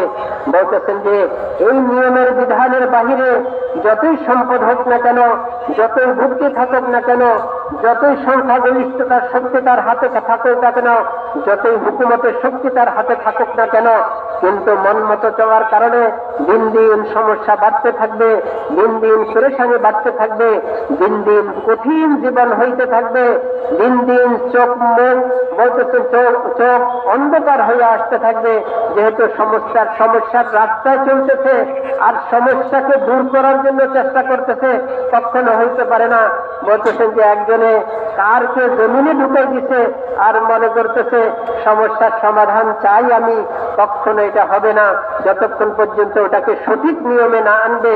আল্লাহ জাল্লা শানুহু মানুষের জন্য একটা সুন্দর রাস্তা, সহজ রাস্তা, সঠিক রাস্তা, আন্না হাযা সিরাতী মুস্তাকিমা ফাত্তাবিউ ওয়া লা তাত্তাবিউ সুবুল ফাতাফাররাকা বিকুম আন সাবিলি। এটা আমার সঠিক রাস্তা, সহজ রাস্তা, হেদায়েতের রাস্তা, গন্তব্যস্থানে পৌঁছার রাস্তা। তুমি এই রাস্তা চলো, বড় সহজ রাস্তা, তার মধ্যে কোনো কঠিনতা নাই, জীবন সহজভাবে চালানো যাবে। দেখো এই রাস্তা ছাড়ি তুমি এই দিক সেদিকে চলবে, তোমার জীবন বড় কঠিন হয়ে যাবে। হাযা সিরাতী মুস্তাকিমা ফাত্তাবিউ ওয়া লা তাত্তাবিউ সুবুল। তুমি বিভিন্ন রাস্তা ধরবে না যেটা সঠিক রাস্তার বিপরীত, তোমার মন মতো রাস্তা, শয়তানের রাস্তা, বিভিন্ন ধরনের রাস্তা, যেই রাস্তা আল্লাহ পাকের পছন্দনীয় রাস্তা না, যেই রাস্তা আল্লাহর বিধানের মধ্যে না, এই রাস্তায় তুমি চলবে, আল্লাহ তোমাকে খতম করবে, আল্লাহ তোমার পেরেশানি বাড়াই দিবে। আল্লাহ তোমাকে যদিও কিছুদিন ঢিল দিয়ে থাকে, একদিন আসবে আল্লাহর পাকড় আসি যাবে, সেই দিন দুনিয়ার কোনো সম্পদ বাঁচাইতে পারবে না এবং দূর করতে পারবে না, না টেনশন দূর করতে পারবে, না পেরেশানি দূর করতে পারবে, না কোনো অবস্থা দূর করতে পারবে। এই জন্য বলতেছেন যে ভাই, দুনিয়া এবং আখিরাতের সফলতার জন্য আল্লাহ নবীদের মাধ্যমে এক বিধান কায়েম করছেন, এক রাস্তা দিচ্ছেন আমাদের নবীকে দিয়ে। আল্লাহ জাল্লা শানুহু সমস্ত নবীদের ঘটনা উম্মতকে শুনেই দিচ্ছেন এবং বিধানটা বাতাই দিচ্ছেন যে বিধান কি, শান্তি পাওয়ার রাস্তা কি, অশান্তির রাস্তা কি। যতদিন পর্যন্ত ওই শান্তির রাস্তা না ধরা হবে ততদিন পর্যন্ত যতই সম্পদ অর্জন করতে চায় না কেন, কোনোদিন শান্তি পাবে না, কোনোদিন সফলতা হাসিল হবে না, কোনোদিন ইতমিনানের জিন্দেগি পাবে না, কোনোদিন পেরেশানি মুক্ত জিন্দেগি পাবে না। मेरे दोस्तों भाइयों, कि तबलीग व दावत की मेहनत के जरिए हमें और आपको ये बात समझाई जा रही है कि मुल्कों के बदलने से मसला हल नहीं होगा, कारोबार के बदलने से मेरे दोस्त मसला हल नहीं होगा, और जो भी तरकीबें हैं जो हमारी इख्तियार कर रहे हैं उससे मेरे दोस्तों मसला हल नहीं होगा। मसला हल होगा हम अपने को बदलें। मसला हल होगा क्या? हम अपने को बदलें। क्या मतलब? कि हम जो अपनी ख्वाहिशात पर जिंदगी और इस दुनिया के नादार और अंधों को देखकर अपनी जिंदगी का जो तरतीब बना रहे हैं, अल्लाह के हुक्मों के खिलाफ और नबी के तरीकों के खिलाफ जिंदगी का जो निज़ाम लेके चल रहे हैं, इसमें हमारी मेरे दोस्तों किसी हाल में हमारा मसला हल नहीं होगा। हमें अब इन दुनिया के अंधों के पीछे चलने के बजाय हम अल्लाह के नबी के पास साथ चलें, आपके पीछे चलें, आप वाली जिंदगी अपने अंदर लाएं, अपने घर में लाएं, अपनी जिंदगी के हर शोबे में लाएं, और जो जिंदगी हमारी हर शोबे में आ जाएगी तो अल्लाह ताला शानो आसमान से हमारे लिए सुकून और चैन और इत्मीनान और आपस में दिलों में मोहब्बत और भाईचारगी, ये तमाम चीजें खुदा हमारे लिए उतारेगा। अल्लाह हमारे हालात बदलेगा। और अगर हमने अपने आप को नहीं बदला और हम अपने आप को इस रास्ते पे चलाया तो मेरे दोस्तों न दुनिया बनेगी और मौत के बाद का मसला बड़ा कठिन मसला है। তো বলতেছেন যে ভাই, দুনিয়ার অবস্থা পরিবর্তনের জন্য আমরা যদি বলতেছেন যে বিভিন্ন অবস্থাকে পরিবর্তন করি, তাহলে এক দেশে ভালো লাগে না আরেক দেশে চলে যাই, এক ব্যবসা হয় না আরেকটা ব্যবসা ধরি, এক অবস্থা হয় না আরেকটা অবস্থা ধরি, তা আমার পরিবর্তন হবে, আমার শান্তি আসবে। বলতেছেন যে ভাই, এই অবস্থাগুলি পরিবর্তনের দ্বারা কোনোদিন মানুষ শান্তি পাইতে পারে না। মানুষের শান্তির জন্য মানুষই মাধ্যম। মানুষ যখন নিজের অবস্থাকে নিজেকে পরিবর্তন করবে, নিজের ভিতরকে পরিবর্তন করবে, নিজের জিন্দগিকে পরিবর্তন করবে, তো আল্লাহ মানুষকে শান্তি দিবেন। তিনি বলতেছেন যে ভাই, আমি পরিবর্তন হওয়া এটা জরুরি, আমার ভিতর পরিবর্তন হওয়া এটা জরুরি, আমার জিন্দগি পরিবর্তন হওয়া এটা জরুরি। আমি পরিবর্তন হওয়ার অর্থ হচ্ছে আমার ভিতরের ইয়াকিনকে ঠিক করা। বলতেছেন যে আমার খালিকের দিকে ইয়াকিন যাওয়া, খালিকের সাথে আমার সম্পর্ক স্থাপন হওয়া। দ্বিতীয় হয়েছে নবী যে জিন্দগি নিয়ে আসছেন, নবী যে তরিকা নিয়ে আসছেন, ওই তরিকা মতো আমার জিন্দগি চালাই, ওই তরিকা মতো আমি আমার জিন্দগিকে ওই তরিকার উপর উঠাই। বলতেছেন যে যখন আমি আমাকে পরিবর্তন করব তো আল্লাহ জাল্লা শানুহু তার হুকুমকে পরিবর্তন করবেন, দুনিয়াতে শান্তির হুকুম পাঠাবেন, দুনিয়াতে শান্তির ফয়সালা পাঠাবেন, দুনিয়ার শান্তির এক পরিবেশ হবে, দুনিয়াতেও শান্তি পাবে, দুনিয়াতেও ইজ্জত পাবে, দুনিয়াতেও সফলতা লাভ হবে। বলতেছেন যে ভাই, আল্লাহ জাল্লা শানুহু দুনিয়ার জিন্দগি এক ইতমিনানের জিন্দগি দিবেন, দুনিয়ার জিন্দগি এক শান্তির জিন্দগি দিবেন। আল্লাহর ফয়সালা জমিনে শান্তির ফয়সালা আসবে, যেহেতু আমি পরিবর্তন হয়েছি, আমার ভিতর পরিবর্তন হয়েছে, আমার জিন্দগি খাহেসাতের জিন্দগি থেকে পরিবর্তন করি, নবীর তরিকা মতো জিন্দগি আনছি, আমার ঘরকে পরিবর্তন করছি, আমার পরিবেশকে পরিবর্তন করছি, তো আল্লাহর হুকুম জমিনে পরিবর্তন হবে। তিনি বলতেছেন যে ভাই, আর যদি আমি আমার জিন্দগিকে পরিবর্তন না করি, আমি আমার মন মতো জীবনযাপন করি, তো বলতেছেন যে ভাই, দুনিয়াতে তো শান্তি আসার প্রশ্নই আসে না। দুনিয়াতে কিভাবে শান্তি আসবে? আল্লাহর বিধানের খেলাফ চলে, আল্লাহর হুকুমের খেলাফ চলি, আল্লাহর সাথে সম্পর্ককে নষ্ট করি, কোনোতে দুনিয়াতে শান্তি আসতে পারে না। বলতেছেন যে ভাই, আজকে আমরা দুনিয়ার মানুষকে দেখে, দুনিয়ার যারা নাদান জাহেল মূর্খ তাদেরকে দেখে, যারা মন মতো জীবনযাপন করতেছে তাদেরকে দেখে চলতেছি এবং তাদেরকে দেখে মনে করতেছি দুনিয়াতে এই রাস্তায় শান্তি আনবো। বলতেছেন যে ভাই, দুনিয়াতে এই রাস্তায় কখনো শান্তি আসবে না, যেহেতু আল্লাহ শান্তির রাস্তায় রাখছেন দিন, আল্লাহ শান্তির রাস্তায় রাখছেন ঈমান আর আমাল। এই ঈমান আর আমাল যতদিন পর্যন্ত পরিবর্তন না হবে ততদিন পর্যন্ত শান্তি আসবে না, সফলতা আসবে না। মেরে মোহতারাম, বলতেছেন যে দুনিয়াতে শান্তি আর সফলতা তো ক্ষণিক, অল্প সময়ের জন্য, কিন্তু আসল সময় হয়েছে মৃত্যু, আসল সময় হয়েছে মৃত্যুর পরের জিন্দগি। সেখানে সমস্যা, আসল সমস্যা সেখানের পেরেশানি আসল পেরেশানি, সেখানের পাকাল আসল পাকাল, সেখানে কঠিনতা আসল কঠিনতা। এজন্য বলতেছেন দুনিয়া এবং আখিরাতের সফলতার জন্য একটাই বিধান, আল্লাহকে মানা, আল্লাহর হুকুম মতো নবীর তরিকা মতো জীবন যাপন করা। मेरे अजीज और मेरे भाइयों, हजरत साहबा ने इसी जिंदगी पर दुनिया में इज्जत हासिल की है।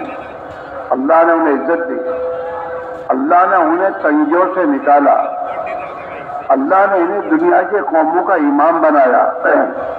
इसी पर साहबा ने हुजूर पाक अलैहिस्सलाम ने के हाथ में जब हाथ दिया और कलिमा पड़ा ईमान का, तो उस दिन से इन्होंने ये बात का फैसला कर लिया कि अब आज से हम अपनी मनमानी ही गुजारेंगे। अल्लाह के प्यारे नबी जिस तरह फरमा रहे हैं हम इसी तरह जिंदगी गुजारेंगे। फिराज में दोस्तों, उन्होंने जब अपनी जिंदगी को ईमान और आमाल वाली बनाई तो अल्लाह ने इन्हें तंगियों से निकाला, आपस की दुश्मनियों से निकाला। अल्लाह ने इनकी जिंदगियों में बरकतों के दरवाजे खोले और इनके दस्तरखान पर हजारों इंसान खाने वाले बन गए। और अल्लाह ने दुनिया में इज्जत दी। उस जमाने के बेदोस्त इंसान जो बड़ी बड़ी हुकूमतें थीं, अल्लाह ने उनके मुकाबले में इन्हें दुनिया में खुदा ने सर बुलंद दी। इसलिए अल्लाह का वादा है कि अगर तुम अपने पास ईमान पैदा करोगे और ईमान वाले बनोगे तो अल्लाह कहते हैं हम तुम्हें दुनिया में बुलंद करेंगे। चाहे दुनिया किसी और के पास हो और तरक्की के मंसूबे किसी के पास हो, लेकिन अल्लाह इन्हें इज्जत देने का फैसला करेगा। दुनिया में सुकून चैन देगा और दुनिया में खुदा हमारी इज्जत देगा और दुनिया को हमारे कदमों में डालेगा और आखिरत में हमेशा हमेशा जिंदगी में हमें खुदा कामयाब करेगा, नेमतों की जगह जन्नत में दाखिल करेगा और अल्लाह ताला शानो वहाँ हमेशा हमेशा की हमारी जिंदगी बना देगा। दुनिया तो असल में एक दिन छूट जाएगी, कैसे गुजारोगे? मौत आ जाएगी, लेकिन मौत के बाद समस्या वहाँ मेरे भाइयों इंसान के आमाल पर फैसले होंगे।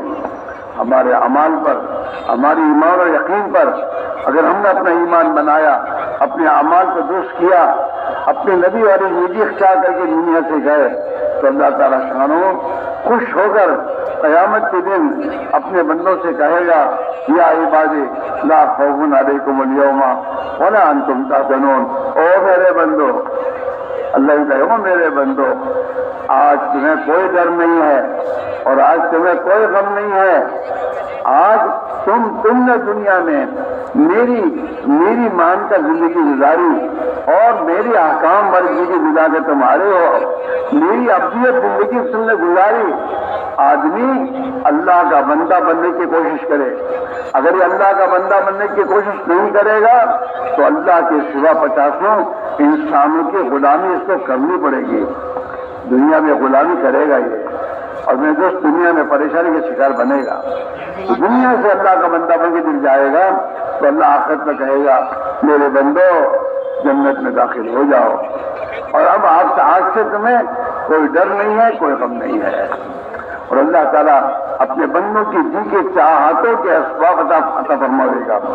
कुरान में अल्लाह ताला ये फरमा रहे हैं कि जन्नत में वफिया मा तश्तही अनफुस व तरज़ुल आयुन, जन्नत में तुम जो चाहोगे अल्लाह वो नेमतें तुम्हें अता फरमा देगा और तुम्हारी आंखों की लज्जत के मनाजिर देगा, तुम्हें अल्लाह का दीदार नसीब होगा और जन्नत में जाने के बाद आपस में तुम एक दिल बनकर जिंदगी गुजारोगे। हाँ, एक दूसरे के साथ मोहब्बत होगी। अल्लाह ताला क़यामत में, आखिरत में, जन्नत में हम जब पहुंचेंगे तो अल्लाह ताला का दीदार होगा। अल्लाह ताला कुरान पाक पढ़कर हमें सुनाएंगे। हाँ, अल्लाह ताला जिसने दुनिया वालों को पैदा किया और उनको ऐसे मेरे दोस्तों आवाज होती, जिन आवाजों में वो कुरान शरीफ पढ़ते हैं तो हम झूम जाते हैं। तो अल्लाह جب قرآن پاک کو خود سنائے گا انسان کو کیا لذت آئے گی؟ نور کا باری نور کے بادل بن کر قرآن پاک میں دوستوں اترے گا۔ اس لیے میرے بھائیوں، اللہ تعالیٰ شان ہو آخرت کے وجہ سے ہماری بناتے ہیں۔ اصل تو آخرت ہے، مرنے کے بعد کی زندگی ہے وہ ہے وما هذه الحیات الدنیا الا لهو ولعب وان الدار الاخرۃ لهی الحیوان۔ دنیا کی زندگی تو کھیل کود کی طرح ہے، بچے دنیا میں کھیلتے ہیں، گھنٹہ 2 گھنٹے کھیلنے کے بعد پھر میں تو گھر کی طرف دوڑتے ہیں۔ ہاں ایسے ہی میں دوستوں ہماری زندگی کا کیا پتہ کتنی ہے، 60 70 80 سال کتنا جیے گا آدمی، پھر مرنے کے بعد اس کو جانا ہے اور وہاں اس سے ہمیشہ رہنا ہے۔ اس آخرت کی ابدی زندگی اللہ تعالیٰ شان ہو ہماری اس پر بنا دیں گے۔ ہاں اس لیے میرے بھائیوں، آپ حضرات سے گزارش ہے میرے بھائیوں، زندگی تو کسی حال میں گزر جائے گی۔ ہاں ایک دن مرنا ہے، آخر موت ہے، ایک دن مرنا ہے، آخر موت ہے، کر لے جو کرنا ہے، آخر موت ہے۔ آدمی کچھ بھی کرے، کرتے کرتے موت تو آنی ہے۔ بھلا بنے گا تو بھلائی کے ساتھ آئے گی، اور برائی والی زندگی گزارے گا تو برائی کے ساتھ موت آئے گی۔ ایک دن مرنا ہے، آخر موت ہے، کر لے جو کرنا ہے، آخر موت ہے۔ کیسے کیسے گھر اجاڑے موت نے، ہاں کیسے کیسے گھر اجاڑے موت نے، کھیل کتنوں کے بگاڑے موت نے۔ ہاں دنیا میں بہت اکڑ کے چلتا تھا اور بہت بڑے بڑے پرانے نیک بیدوش سو کے چل رہا تھا، اور موت نے آ کر ایک دم سے تمام پران شروع کر دیے۔ بنگلوں میں رہنے والوں کو بھی موت نے بنگلوں سے نکال کر انہیں میرے دوستوں جنگل میں پہنچا دیا، قبرستان میں وہاں جائیں گے انہیں۔ ہر ایک کو ایک دن چلنا ہے میرے دوستوں، اور کچھ پتہ نہیں موت کب آئے گی۔ آج کل کے دور میں موت کا یہ حال ہے کہ آدمی کو اندازہ نہیں ہوتا اور موت آ کے کھڑی ہو جاتی ہے۔ جس موت سے اللہ کے نبی نے پناہ مانگی ہے، اللہم انی اعوذ بک من موت الفجاء، اے اللہ میں اچانک کی موت سے پناہ مانگتا ہوں۔ جس موت کے آنے پر انسان کو موقع ہی نہ ملے، نہ وصیت کا، نہ نصیحت کا، نہ توبہ کا، نہ استغفار کا، ایسی موت سے اللہ کے نبی نے پناہ مانگی ہے۔ اے اللہ میں تجھ سے اچانک کی موت سے پناہ مانگتا ہوں۔ آج کل کی اچانک کی موتوں کا نام کیا رکھا ہے؟ ہارٹ اٹیک۔ یہ اچانک کی موتیں ہیں۔ ہاں آدمی کو اندازہ نہیں ہوتا، آدمی بیمار ہوتا ہے بخار اور کسی بیماری میں، تو بیماری میں آدمی توبہ کرتا ہے، استغفار کرتا ہے، اللہ سے معافی مانگتا ہے، وصیت نصیحت کرتا ہے، پھر مرتا ہے، اور یہاں تو ایک دم وہ وہیں میں تو ختم۔ ہاں ایسی موتیں ہیں آج کل، اچانک کی موتیں، ایکسیڈنٹوں کی موتیں، ہاں کہ آدمی مرتا ہو جاتا ہے دنیا سے، ایسی اچانک کی موتیں۔ ان اچانک کی موتوں سے اللہ کے نبی نے پناہ مانگی ہے۔ اسی میرے بھائیوں ہماری زندگی جب تک ہے موقع ہے۔ اللہ کے نبی نے اپنی امت سے وصیت کی ہے کہ دیکھو ہر انسان کو پانچ اللہ نے موقع دیے ہیں، 5 چانس دیے ہیں۔ یہ چانس ہاتھ سے نکل جانے سے پہلے انسان کے لیے موقع ہے کچھ کر لے۔ اغتنم خمسا قبل خمس، 5 چیزوں کو ان 5 چیزوں کے ہاتھ سے نکلنے سے پہلے غنیمت سمجھ لو۔ حیاتک قبل موتک، زندگی دی اللہ نے، ابھی سانس چالو ہے، اس سانس کے بند ہونے سے پہلے کچھ کر لو۔ زندگی کو موت سے پہلے غنیمت سمجھ لو، ایک موقع ہے۔ شبابک قبل حرمک، اللہ نے تجھے جوانی کی طاقت دی ہے، اس طاقت سے کچھ کر لے، اپنی آخرت کو بنا لے، ورنہ پھر بڑھاپے میں کچھ نہیں کر سکے گا۔ شبابک قبل حرمک، بیمار آدمی کچھ نہیں کر سکتا۔ ہاں ہم کیا کر سکتے ہیں؟ کچھ نہیں کر سکتے، نہیں چل سکتے، نہیں جلا سکتے کسی موقع پر۔ میرے دوستو حیاتک قبل حرمک، شبابک قبل حرمک، تیری بڑھاپے سے پہلے جوانی میں کچھ کر لے۔ فراغک قبل شغلک، اللہ نے جو کچھ تجھے فراغت دی ہے اس فراغت میں اپنی آخرت کو کچھ بنا لے. فراغت میں گھومنے کے پروگرام مت بنا, گھومنے کے پروگرام مت بنا. فراغت میں اپنی آخرت کے لیے کوئی پروگرام بنا. کچھ اللہ کے دین کی محنت کر, کچھ اعمال کے اعمال میں اپنے آپ کو لگا, غریبوں کی خیر خبر لینے میں جا تاکہ تیری آخرت بن جائے. فراغت کا قبل شغل, ہاں صحت کا قبل شکم. اللہ نے تندرستی دی ہے, اس تندرستی کو بیماری سے پہلے غنیمت سمجھ کے کچھ کر لے, کچھ کر لے. نمازوں کی پابندی کر لے, گناہوں کی توبہ کر لے. خدا کی مخلوق کو جو ستایا ہے ان کے پاس جا کے معافی مانگ لے. ماں باپ کو ناراض کیا ہے ان کو راضی کر لے, ورنہ پھر یہ موقع ہاتھ سے نکل جائے گا. صحت کا قبل شکم, غنا کا قبل فقر. اللہ نے تیرے حالات اچھے بنائے ہیں, مال دے رکھا ہے, سہولتیں دے رکھی ہیں, اس میں کچھ کر لے. ورنہ یہ آج تو مالدار ہے, کل کو پتہ نہیں کیا ہو جائے گا, کچھ پتہ نہیں ہوگا. اس کو اپنی آخرت کے بنانے کے لیے کچھ کر لے. اس لیے میرے بھائیوں, زندگی ہے, باقی ہے ابھی. کوئی نہیں کہہ سکتا کب موت آ جائے گی. موت ہے یقینی, موت ہے یقینی. اور یہ بھی یقینی ہے جیسی زندگی گزارے گا اسی حال میں مرے گا. جو زندگی گزارے گا اسی حال میں مرے گا. میرے بھائیوں, اگر ایمانی ماحول میں ایمانی زندگی گزاریں گے, اللہ کی پسندیدہ زندگی گزاریں گے, اور نبی پاک علیہ السلام کے طریقہ زندگی گزاریں گے تو اس حال میں موت آئے گی. دنیا بکتے بکتے زندگی گزاریں گے اور ان دنیا کے اندھوں کے پیچھے زندگی چل چل کر گزاریں گے تو اس حالت میں موت آئے گی. اور جس حال میں مرے گا اسی حال میں اٹھایا جائے گا. اس لیے میرے بھائیوں, موقع ہے, وقت ہے, اپنے آپ کو بنانے کی فکر کرو. جب بھی ہمارے پاس کچھ اللہ کے بندے آتے ہیں کہ بھائی چلو اللہ کے راہ میں نکلیں, وہ کہتے ہیں میرا یہ کام ہے, یہ کام ہے, یہ کام ہے, بیوی کا کیا, بچوں کا کیا, کاروبار کا کیا. کبھی نہیں سوچتا میرا کیا. اس غفلت کے ساتھ موت آ گئی تو میرا کیا ہوگا. نہ میرے ایمان میں اتنی طاقت ہے جو ایمان مجھے حرام سے بچا دے, نہ میرے ایمان میں اتنی طاقت ہے جو مجھے اللہ کے فرائض کا کھڑا کر دے, نہ میری نماز صحیح ہے, میری نماز میں نے صحیح کی نہیں ہے. 24 گھنٹے کی میری زندگی میں اپنے نبی کے طریقوں کو نہیں جانتا کیسے کرنا. میرے اخلاق بگڑے ہوئے ہیں. میرا پڑوسی مجھ سے پریشان ہے, میرا پڑوسی مجھ سے پریشان ہے. میرے بھائیوں, میرے نوکر ملازم وہ مجھ سے شکایت ہے. میں اس حال میں مروں گا تو میرا کیا ہوگا. سوچنے کی بات میرے دوستوں.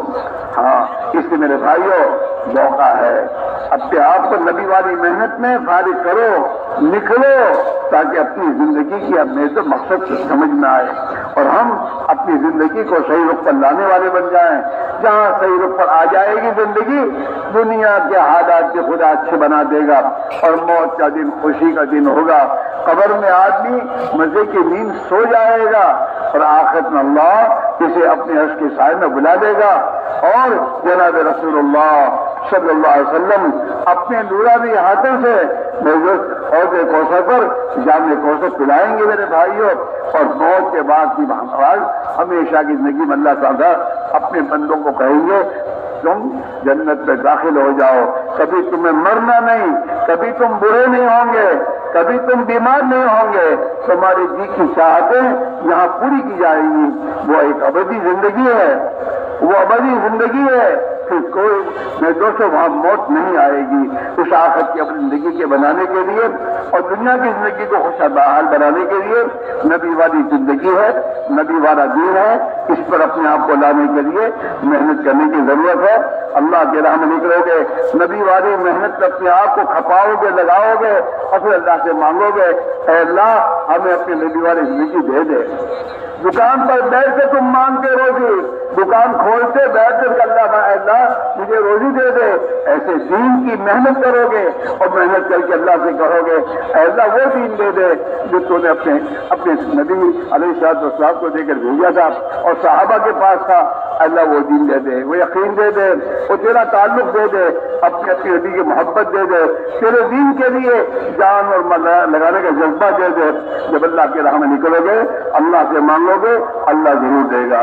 ऐसे सब के सब तय करो कि इंशाअल्लाह हम सब अभी यहीं से अपने बारे में कुछ सोचो और तय करो, फुर्सत नहीं मिलेगी, फुर्सत नहीं मिलेगी, फुर्सत किसी को नहीं है, बल्कि मौत से पहले पहले फुर्सत है, फिर मौत के बाद एक मर्तबा सुभान अल्लाह कहना मुश्किल हो जाएगा।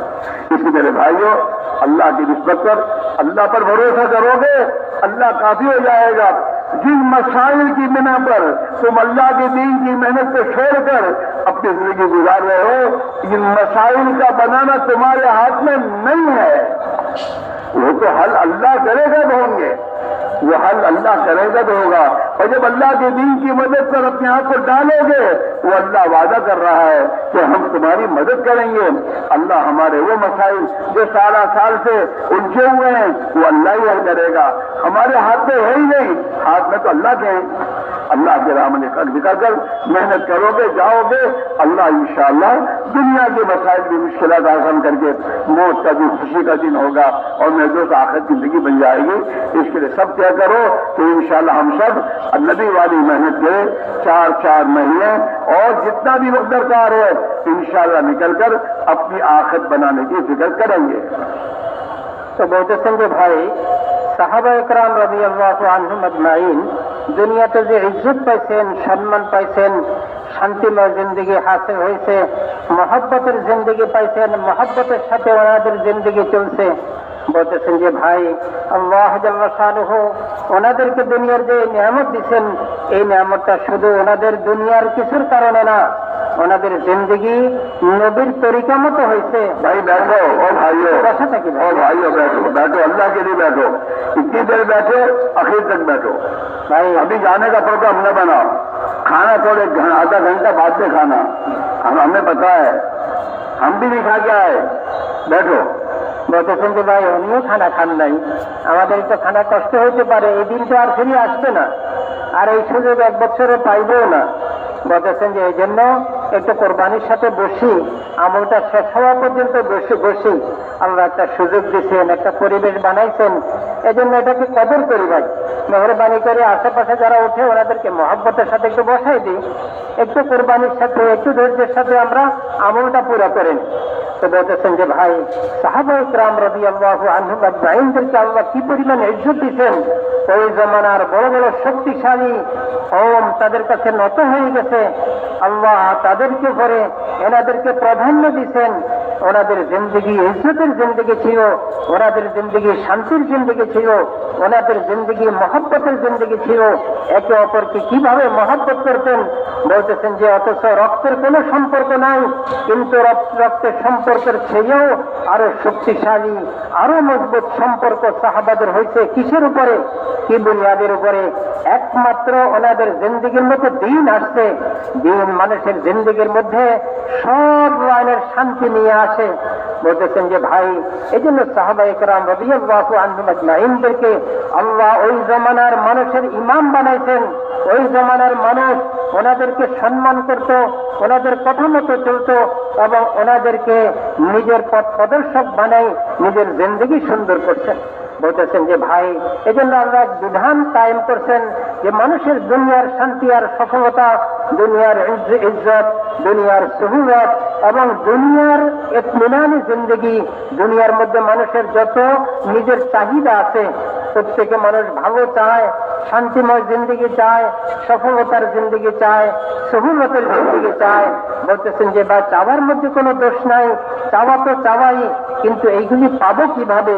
এইগুলি পাওয়ার জন্য একটাই বিধান, একটাই নিয়ম, নিজের ঈমানকে ঠিক করা, নিজের আমালকে নবীর জিন্দেগি মতো আমাল বানানো, নবীর তরিকা মতো জিন্দেগি বানানো। তো আল্লাহ জিন্দেগির মধ্যে বরকত দিবেন, জিন্দেগির মধ্যে শান্তি দিবেন, জিন্দেগির মধ্যে ইজ্জত দিবেন, জিন্দিগির মধ্যে ইতমিনান দিবেন, জিন্দিগির মধ্যে মহব্বত দিবেন। বলতেছেন যে ভাই, মহব্বত এমন মহব্বত, যেই মহব্বত আল্লাহ জান্নাতে জান্নাতীদেরকে দিবেন।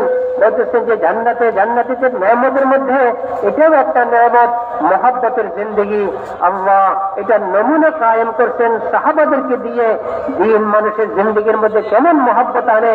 এই জন্য বলতেছেন যে ভাই, জিন্দিগি একটা নেয়ামত, জিন্দিগি আসলে বড় কিছু না, কিন্তু এটা বড় একটা নেয়ামত, বড় একটা পুঁজি। যেই জিন্দিগি দিয়ে মানুষ দুনিয়ার জিন্দিগিও শান্তিময় করবে, যেই জিন্দিগি দিয়ে কবরের জিন্দিগি, যেই জিন্দিগি দিয়ে আখিরাতের আবাদুল আবাদ জিন্দিগি শান্তিময় করবে।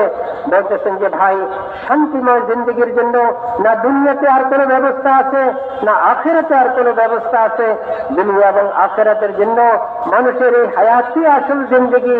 এই জন্য আল্লাহ জাল্লা শানুহু কুরআনে পাকের মধ্যে ইন্নামাল হায়াতুদ দুনিয়া রাহবু ওয়া লাইব বলতেছেন যে দুনিয়ার জিন্দিগি খেলাধুলার জিন্দিগির মতো। খেলাধুলার জিন্দিগি মানুষের অনেক লম্বা হয় না, যে সারাদিন সারা রাত্র খেলতেছে, দিনকে দিন খেলতেছে, এমন হয় না। বরং সীমিত একটা সময় খেলাধুলা করে, 1.5 ঘন্টা, 2 ঘন্টা, 3 ঘন্টা, 4 ঘন্টা।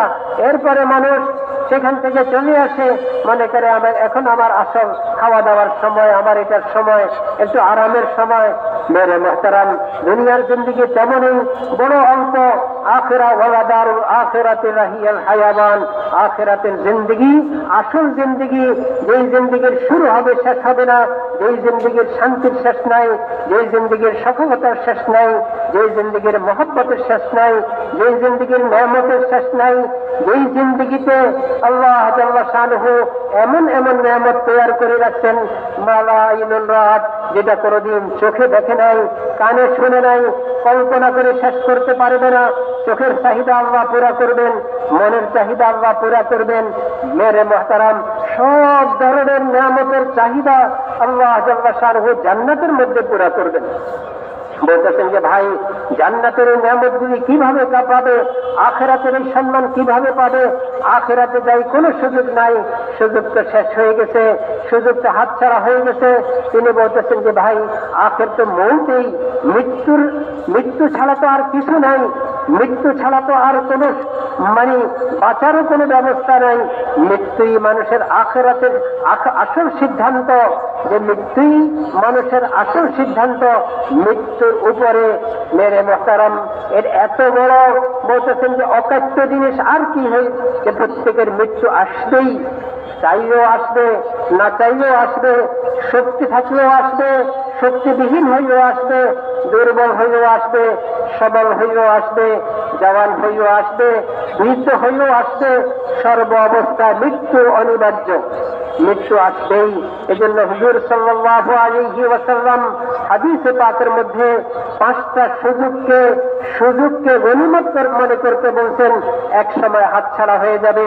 মানুষ যেরকম সুযোগকে গনিমত মনে করে আর সুযোগ দিয়ে কাম নিয়ে নেয়, হুজুর সাল্লাল্লাহু আলাইহি ওয়াসাল্লাম আমাদের জন্য কত বড় দয়ালু নবী, কত বড় রাহমাতুল লিল আলামিন, তিনি আমাদেরকে কিভাবে নসিহত করে গেছেন, কিভাবে আমাদেরকে উপদেশ দিয়ে গেছেন, কিভাবে আমাদেরকে মেরে মুহতারাম এটাকে গনিমত মনে করার জন্য কেমন সুন্দর ভাষা দিয়ে, কেমন সুন্দর মেরে মুহতারাম মুকদ্দমা দিয়ে আমাদেরকে বুঝাইতেছেন।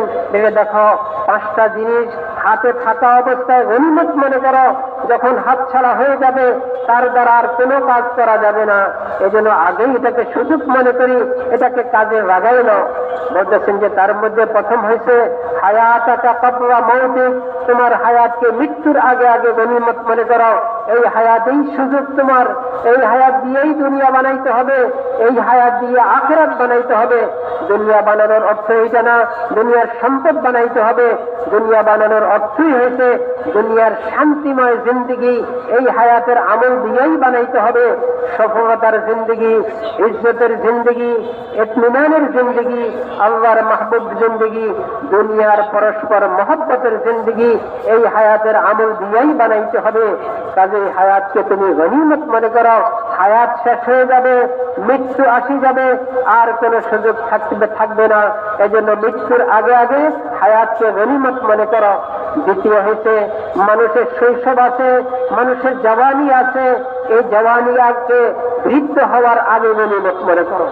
জওয়ানির সময় মানুষ ইবাদত বেশি করতে পারে, সময় মতো ইবাদত করতে পারে, মন মতো যত মনে চায় করতে পারে, কিন্তু যখন বৃদ্ধ হয় মনে চাইও পারে না, মনে চাইও আল্লাহর রাস্তা বের হইতে পারে না, মনে চাইও বেশি কোরআন তেলাওয়াত করতে পারে না, মনে চাইও বেশি নামাজ পড়তে পারে না। বলতেছেন যে যেদিক সেদিক যাইতে চায়, আল্লাহর রাস্তায় যাইতে চাইবে কিন্তু মনে চায় কিন্তু যাইতে পারে না, যেহেতু শরীরের শক্তি কমে গেছে, এক নেয়ামত হারাই গেছে, জওয়ানি শেষ হয়ে গেছে, এই জন্য আর সুযোগ নাই। তৃতীয় হয়েছে আল্লাহ তোমাকে অবসরতার একটা সুযোগ দিছে, এক সময় ব্যস্ততা, এক সময় অবসরতা। অবসরতাকে তুমি ব্যস্ততার আগে গনিমত মনে করো, এটাকে সুযোগ মনে করো, এটাকে কাজে লাগাই নাও। এখন সুযোগ আছে, 4 মাসের জন্য বাহির হয়ে যেতে পারি, এক সময় বাড়িতে ফিরে যাব, সেখানে আরো অনেক ভেজাল সামনে আসে যাবে, সেখানে আমি বাহির হইতে পারবো না, তখন আমার অনেক বাধা আসে যাবে। এখন তো কোনো বাধা নাই, এখন তো দিনের কথা শুনছি, মনের একটু জমিন তৈয়ার হয়েছে, কাজে এটাকে কাজে লাগাই, একটু সুযোগ পাইছি। এই জন্য অবসরতাকে ঝামেলা মুক্ত সময়কে ঝামেলা আসার আগে গনিমত মনে করো। চতুর্থ হয়েছে তোমার এক সময় দরিদ্রতা আসে, এক সময় সচ্ছলতা থাকে। বলতেছেন যে সচ্ছলতা যখন আছে, হুজুর সাল্লাল্লাহু আলাইহি ওয়াসাল্লাম ইরশাদ ফরমান, যখন তোমার সচ্ছলতা আছে এটাকে গনিমত মনে করো, এটা দিয়ে কাজ করে নাও, এটা দিয়ে আখিরাত বানাই নাও, এটাকে দিয়ে দুনিয়ার শান্তির সামান বানাই নাও।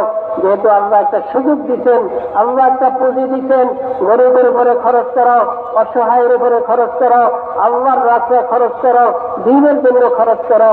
যেহেতু আল্লাহ তোমাকে সুযোগ দিচ্ছেন, এখন তোমার সুযোগ আছে। পঞ্চম হয়েছে অসচ্ছলতাকে অসচ্ছলতার আগে ফরাগতকে ব্যস্ততার আগে, জওয়ানিকে বৃদ্ধ হওয়ার আগে, হায়াতকে মৃত্যুর আগে, এইগুলিকে তুমি গনিমত মনে করো। তিনি বলতেছেন যে ভাই, আজকে আমরা যদি আমাদের মন মতো জীবনযাপন করি, মন মতো জীবনযাপন করতে করতে কি আমার মৃত্যু আসবে না? একদিন তো আসে যাবে, হঠাৎ ডাক আসে যাবে। মৃত্যুর সময় নির্ধারিত, এই সময় দুনিয়ার কোনো শক্তি ফিরাইতে পারবে না, দুনিয়ার ক্ষমতা ফিরাইতে পারবে না, দুনিয়ার ব্যবস্থা ফিরাইতে পারবে না, আসে যাবে, হঠাৎ আসে যাবে। বলতেছেন যে ভাই, আজকে হঠাৎ অনেক সময় হঠাৎ মৃত্যু আসে যায়, অনেকের হঠাৎ মৃত্যু আসে যায়, আমরা মনে করি হঠাৎ মৃত্যু আসে গেছে। হুজুর সাল্লাল্লাহু আলাইহি ওয়াসাল্লাম দোয়া শিখাইছেন, হুজুর সাল্লাল্লাহু আলাইহি ওয়াসাল্লাম নিজের জন্য দোয়া করছেন, আয় আল্লাহ তোমার থেকে পানা চাইতেছি, হঠাৎ মৃত্যু আসার থেকে আমি পানা চাইতেছি। হঠাৎ মৃত্যু আসবে, তওবা করতে পারবে না, হঠাৎ মৃত্যু আসবে, কলমা পড়তে পারবে না, হঠাৎ মৃত্যু আসবে, আল্লাহর সাথে সম্পর্ক বাড়ানোর ফিকির করতে পারবে না, হঠাৎ মৃত্যু আসবে, আমি কোনো ওসিয়ত করতে পারবো না, দ্বীনের কোনো ওসিয়ত করতে পারবো না। তো হঠাৎ মৃত্যু আসা তাও তো একটা মুসিবত। এই জন্য হুজুর সাল্লাল্লাহু আলাইহি ওয়াসাল্লাম হঠাৎ মৃত্যু আসা থেকে আল্লাহর কাছে পানা চাওয়া শিখেছেন, নিজে পানা চাইছেন। বলতেছেন যে ভাই, এই হঠাৎ মৃত্যু আসলে মনে করি কি হার্ট অ্যাটাক করছে। ভাই, হার্ট অ্যাটাক করা এটাও তো একটা জিনিস, কিন্তু মেরে মোহতারাম, আমি আমার তৈরি মৃত্যুর আগে আগে করতে হবে, মৃত্যুর আগে আগে আল্লাহকে খুশি করতে হবে, মৃত্যুর আগে আগে আখিরাতের তৈরি করতে হবে। বলতেছেন যে ভাই, কিয়ামতের আখিরাতে আল্লাহ জাল্লা শানু কত সুন্দর ভাষায় মানুষকে সম্বোধন করে বলবেন, ইয়া ইবাদি লা খাউফুন আলাইকুম ওয়া লা আনতুম তাহজানুন। হে আমার বান্দা সকল, কত সুন্দর বান্দা বন্দিগির সাথে দুনিয়া থেকে গেছে, বান্দা বনি দুনিয়া থেকে গেছে, আল্লাহর সাথে সম্পর্ক স্থাপন করে দুনিয়া থেকে গেছে। আল্লাহ পাকের কত সুন্দর আওয়াজ, আল্লাহ পাকের কত সুন্দর ভাষা, আল্লাহ পাকের কত সুন্দর এলান। বলতেছেন যে ভাই, জান্নাতের নিয়ামতের মধ্যে আল্লাহ জাল্লা শানুহু মানুষদেরকে কোরআন পড়ি শুনাইবেন, আল্লাহর কোরআন আল্লাহ শুনাইবেন। বলতেছেন যে আল্লাহ মানুষকে কত সুন্দর সুন্দর আওয়াজ দিচ্ছেন। আজকে মানুষের আওয়াজে আমরা কোরআন পড়ার কারণে মগ্ন হয়ে যাই, এত সুন্দর আওয়াজে কোরআন পড়ছে। যেই আল্লাহ মানুষকে সুন্দর আওয়াজ দিচ্ছেন, ওই আল্লাহর কাছে তার খাজানার মধ্যে কত সুন্দর আওয়াজ রয়ে গেছে। বলতেছেন যে আল্লাহ জাল্লা শানুহু ওই আওয়াজ দিয়ে জান্নাতীদেরকে কোরআন শোনাবেন। আল্লাহর কোরআন শোনা জান্নাতীদের জন্য কত বড় নেয়ামত হবে, কত বড় খুশির সামান হবে। তো বলতেছেন যে ভাই, এই সব অবস্থাগুলি কখন পাবে? যখন দুনিয়ার জিন্দিগিকে মেরে মোহতারাম সতর্কতার সাথে দুনিয়ার জিন্দিগিকে আল্লাহর হুকুম নবীর তরিকার সাথে চালাবে, তাহলে মৃত্যু আসবে, বড় সুন্দরভাবে মৃত্যু আসবে।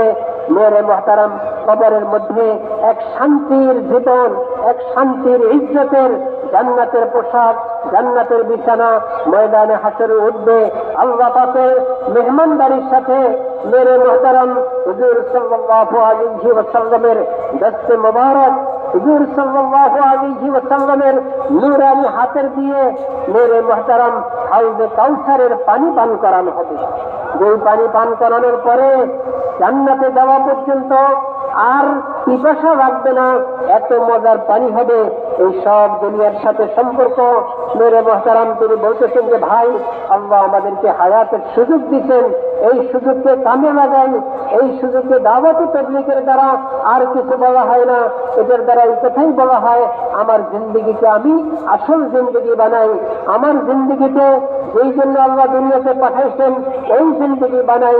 দুনিয়াতে আল্লাহ শান্তিময় জিন্দিগি দিবেন, কবরের মধ্যে ইজ্জতের জিন্দিগি দিবেন, ময়দানে হাসরের মধ্যে মেহমানি জিন্দিগি দিবেন, আর জান্নাতের মধ্যে তো আল্লাহর মেহমানি।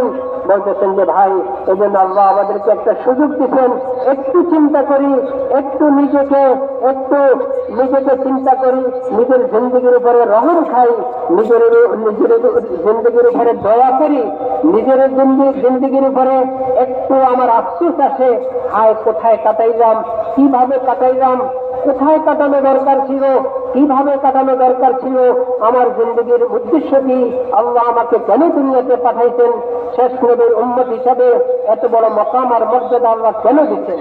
বলতেছেন যে তিনি এজন্য ভাই আমরা আমাদের ব্যাপারে সিদ্ধান্ত নিই, আমাদের সুযোগকে কাজে লাগাই। আল্লাহ শানুহু আমাদেরকে নিয়ে আসছেন, এজন্য সময়কে ফারেক করি, জিন্দিগিকে সহি রাস্তায় আনি, জিন্দিগিকে সুন্দর করি। আল্লাহর রহম আসে আমাদের জিন্দিগির উপরে, আল্লাহ পাকের খুশনবী আছে আমাদের জিন্দিগির উপরে।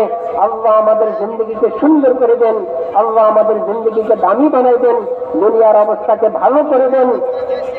তিনি বলতেছেন যে ভাই, দুনিয়ার অবস্থা আমরা ভালো চাইতেছি, কোনোভাবে ভালো হইবে না যতক্ষণ পর্যন্ত আমরা পরিবর্তন না হব, যতক্ষণ পর্যন্ত আমাদের জিন্দিগি পরিবর্তন না হবে, যতক্ষণ পর্যন্ত আমাদের চিন্তাধারা পরিবর্তন না হবে, যতক্ষণ পর্যন্ত আমাদের কাজকর্ম পরিবর্তন না হবে, ততক্ষণ পর্যন্ত দুনিয়াতে যতভাবে শান্তি চাইব, যত শান্তির সামান আমরা জোগাড় করব, কোনোদিন শান্তি আসবে না, কোনোদিন সফলতা পাবো না, যতক্ষণ পর্যন্ত নবী যেই শান্তির রাস্তা নিয়ে আসতেন ওই শান্তির রাস্তা আমরা না ধরবো।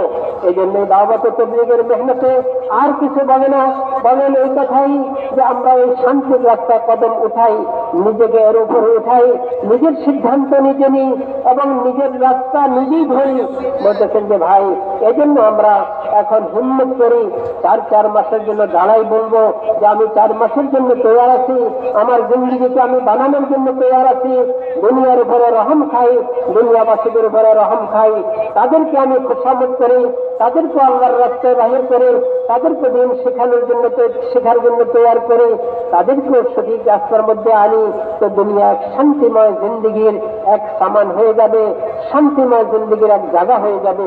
এই জন্য বলতেছেন যে ভাই, আমরা হিম্মত করি, 4 মাসের জন্য দাঁড়াই যাই এবং হিম্মত করি আমাদের জিন্দিগির উপরে রহম খাই। এই জন্য হিম্মত করে 4 মাসের জন্য দাঁড়াই বলতে থাকি। মাশাআল্লাহ, 4 মাসের জন্য দাঁড়াই যাই ভাই, মাশাআল্লাহ, 4 মাসের জন্য হিম্মত করি, शुरू करें, खड़े होना शुरू करें, দাঁড়াইতে मौत से पहले मौका है, निकल जाओ। আমাদের दुनिया आखिरत दोनों बढ़ा देंगे। যারা দাঁড়াইতেছে ওনাদেরকে নিয়ে ঠিক করি, वरना ये जमीन और दुनिया तो हमारा सब कुछ खा जाएगी। हाँ माशाल्लाह माशाल्लाह, हिम्मत करे के दाঁড়াই, अपने आप को पेश करो, अपने आप নিজেকে নিজে পেশ করি, अपने हाल पर रहम खाओ। নিজের অবস্থার উপর আমি রহম খাই যে আমার করণীয় কি, আমি করতেছি কি, মেরে মহতারাম, এখনো আল্লাহ হায়াত রাখছেন, এখনো নিঃশ্বাস চলতেছে, এখনো সুযোগ আছে। এই সুযোগকে কামে লাগাই। আমাদের তশকিলের সাথীরা, আমাদের পয়েন্টের সাথীরা এবং আমাদের প্রত্যেক মসজিদ ওয়ার পয়েন্টের সাথীরা দাঁড়ানো ভাইদেরকে নিয়া জামাতের তরতিব বানাই, ওনাদেরকে তশকিল করে ওনাদেরকে তরতিব বানাই। মেরে মহতারাম, এই সময় আমাদের আসে গুরুত্বপূর্ণ সময়, এনাদেরকে সবাইকে নিয়ে আমরা তরতিব করি। হ্যাঁ, হিম্মত করে আরো দাঁড়াই ভাই, আরো দাঁড়াই। আল্লাহ আমাদেরকে কবুল করেন, আল্লাহ আমাদের উপরে রহম করেন, আল্লাহ আমাদেরকে খায়রের কাজের মধ্যে আগে বাড়ানোর জন্য তৌফিক দেন। আল্লাহ পাকের ওয়াদা, আল্লাহ নিশ্চয়ই নিশ্চয়ই সাহায্য করবেন যারা দ্বীনের সাহায্য করবে। আল্লাহ হুকুম দিচ্ছেন তোমরা দ্বীনের সাহায্যকারী হও, আল্লাহ তোমাদের নিশ্চয়ই নিশ্চয়ই সাহায্য করবেন। ওয়া ইয়ানসুরুল্লাহু মান ইয়ানসুরুহু, যারা দ্বীনের সাহায্য করবে আল্লাহ তাদেরকে নিশ্চয়ই নিশ্চয়ই সাহায্য করবেন। মেরে মুহতারাম, এর উপরে দ্বীনের সাহায্য আর কি হইতে পারে? আল্লাহর বান্দাদেরকে আল্লাহর দিক সাথে জোড়াই দিব, আল্লাহর সাথে মিলাই দিব, আল্লাহর সাথে করিব করে দিব। এর চেয়ে বড় দ্বীনের সাহায্য আর কি? হ্যাঁ, মাশাআল্লাহ, হিম্মত করে বলি, আরো বলি, আরো দাঁড়াই। আমাদের মজমার কমপক্ষে অর্ধেক তো আমরা আল্লাহর রাস্তা যাওয়ার জন্য তৈরি হয়েছি। মাশাআল্লাহ, মাশাআল্লাহ। বিদেশ সফরের জন্য কি নাম ভাই? ভাই রবিউল হাসান সাহেব বাহির মুলুকের জন্য আল্লাহ কবুল করেন, আল্লাহ কবুল করেন। মাশাআল্লাহ, মাশাআল্লাহ। বিদেশে মেহমানরাও নাম দেখাইতেছে। আমরা বেশি আমাদের ইস্তেমা, আমাদের দেশের ইস্তেমা, আমাদের নিয়ামত, এটা থেকে আমরা বেশির থেকে বেশি ফায়দা উঠাবো, বেশির থেকে বেশি নাম দেখাবো, একে অপরকে খুব তৈরি করবো। মেরে মহতারাম, আমাদের সব কামের ভিতর দিয়ে একে অপরকে তৈরি করা, এটা সবচেয়ে বড় কাম। খাওয়া দাওয়ার ভিতরে দিয়ে এক একজনের জেহেন বানাই, মানে ওই যে স্কুল যা যাইতেছে এক একজনের জেহেন বানাই, এক একজনকে তৈরি করি। মাশাআল্লাহ। ভাই আব্দুল্লাহ সাহেব, আল্লাহ কবুল করেন, 4 মাসের জন্য আল্লাহ কবুল করেন। হ্যাঁ, মাশাআল্লাহ, মাশাআল্লাহ। আরো নাম দেখাই। মেরে মহতারাম, সবাই তো আর মিম্বরের কাছে আসতে পারবো না, আমরা নিজ জায়গায় দাঁড়াই, তশকিলের সাথীদের কাছে নাম দেখাই দিই, ক্ষেত্রের সাথীদের কাছে নাম দেখাই দিই। একটু 2 কদম হাঁটি, এটাও আল্লাহর রাস্তার হাঁটা। একটু 2 কদম হাঁটি, তশকিলের সাথীদের কাছে নাম দেখাই দিই, ক্ষেত্রের সাথীদের কাছে নাম দেখাই দিই, মসজিদ ওয়াল জামাতের সাথীদের কাছে নাম দেখাই দিই। হ্যাঁ, মাশাআল্লাহ। কেউ আমরা বাদ যাবো না, চেষ্টা করব এখান থেকে বেশির থেকে বেশি জামাত আল্লাহর রাস্তা বের হয়। আমরা হিম্মত করে বাড়ির থেকে হয়তো অত ব্যবস্থা নিয়ে আমরা আসি নাই, কিন্তু মেরে মহতারাম ইনশাআল্লাহ ব্যবস্থা বড় সহজ হয়ে গেছে, মিনিটে ব্যবস্থা হয়ে যায়, চলে আসে। আল্লাহ কবুল করেন। হ্যাঁ, মাশাআল্লাহ। নাম দেখাই, মেম্বারের সামনে ভাইরা নাম দেখাইতেছে। আমরাও প্রত্যেক ক্ষেত্রের মধ্যে, প্রত্যেক পয়েন্টের মধ্যে, প্রত্যেক থানা ইউনিয়নের মধ্যে আমরা নাম দেখাইতে থাকি।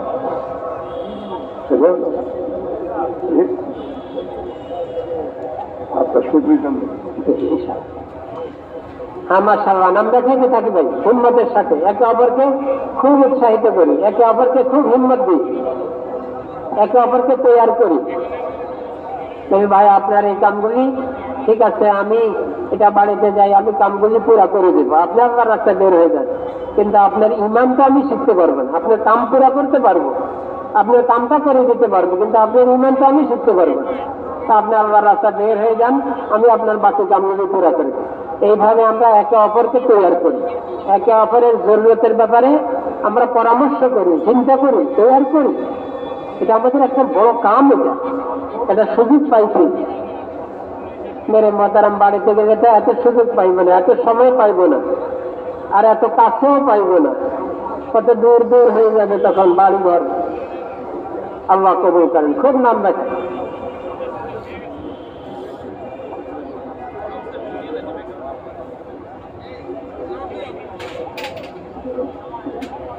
মাশাআল্লাহ, মাশাআল্লাহ। যারাই নাম দেখাই, এখানে মেম্বারের সামনে অনেক ভাই নাম দেখাইতেছেন, দেশে বিদেশে মেহমানরাও নাম দেখাইতেছেন। আমরাও আমাদের জায়গায় যে যেখানে আছি সেখানে নাম দেখাইতে থাকি। 4 মাসের জন্য, বিদেশ সফরের জন্য, মুশকিলাত সহ সফরের জন্য, দেশের 4 মাসের জন্য আমরা হিম্মত করে নাম দেখাই। মেরে মহতারাম, বাচ্চা যখন কদম উঠায় মা বাপ আগাই নিয়ে নেয়, আমিও যখন কদম উঠাবো আল্লাহর রহমতের দ্বারা আমাকে আগাই নিয়ে যাবে। মাশাআল্লাহ। আল্লাহ কবুল করেন, আল্লাহ আমাদেরকে হিম্মত বাড়াই দেন। খুব নাম জানেন।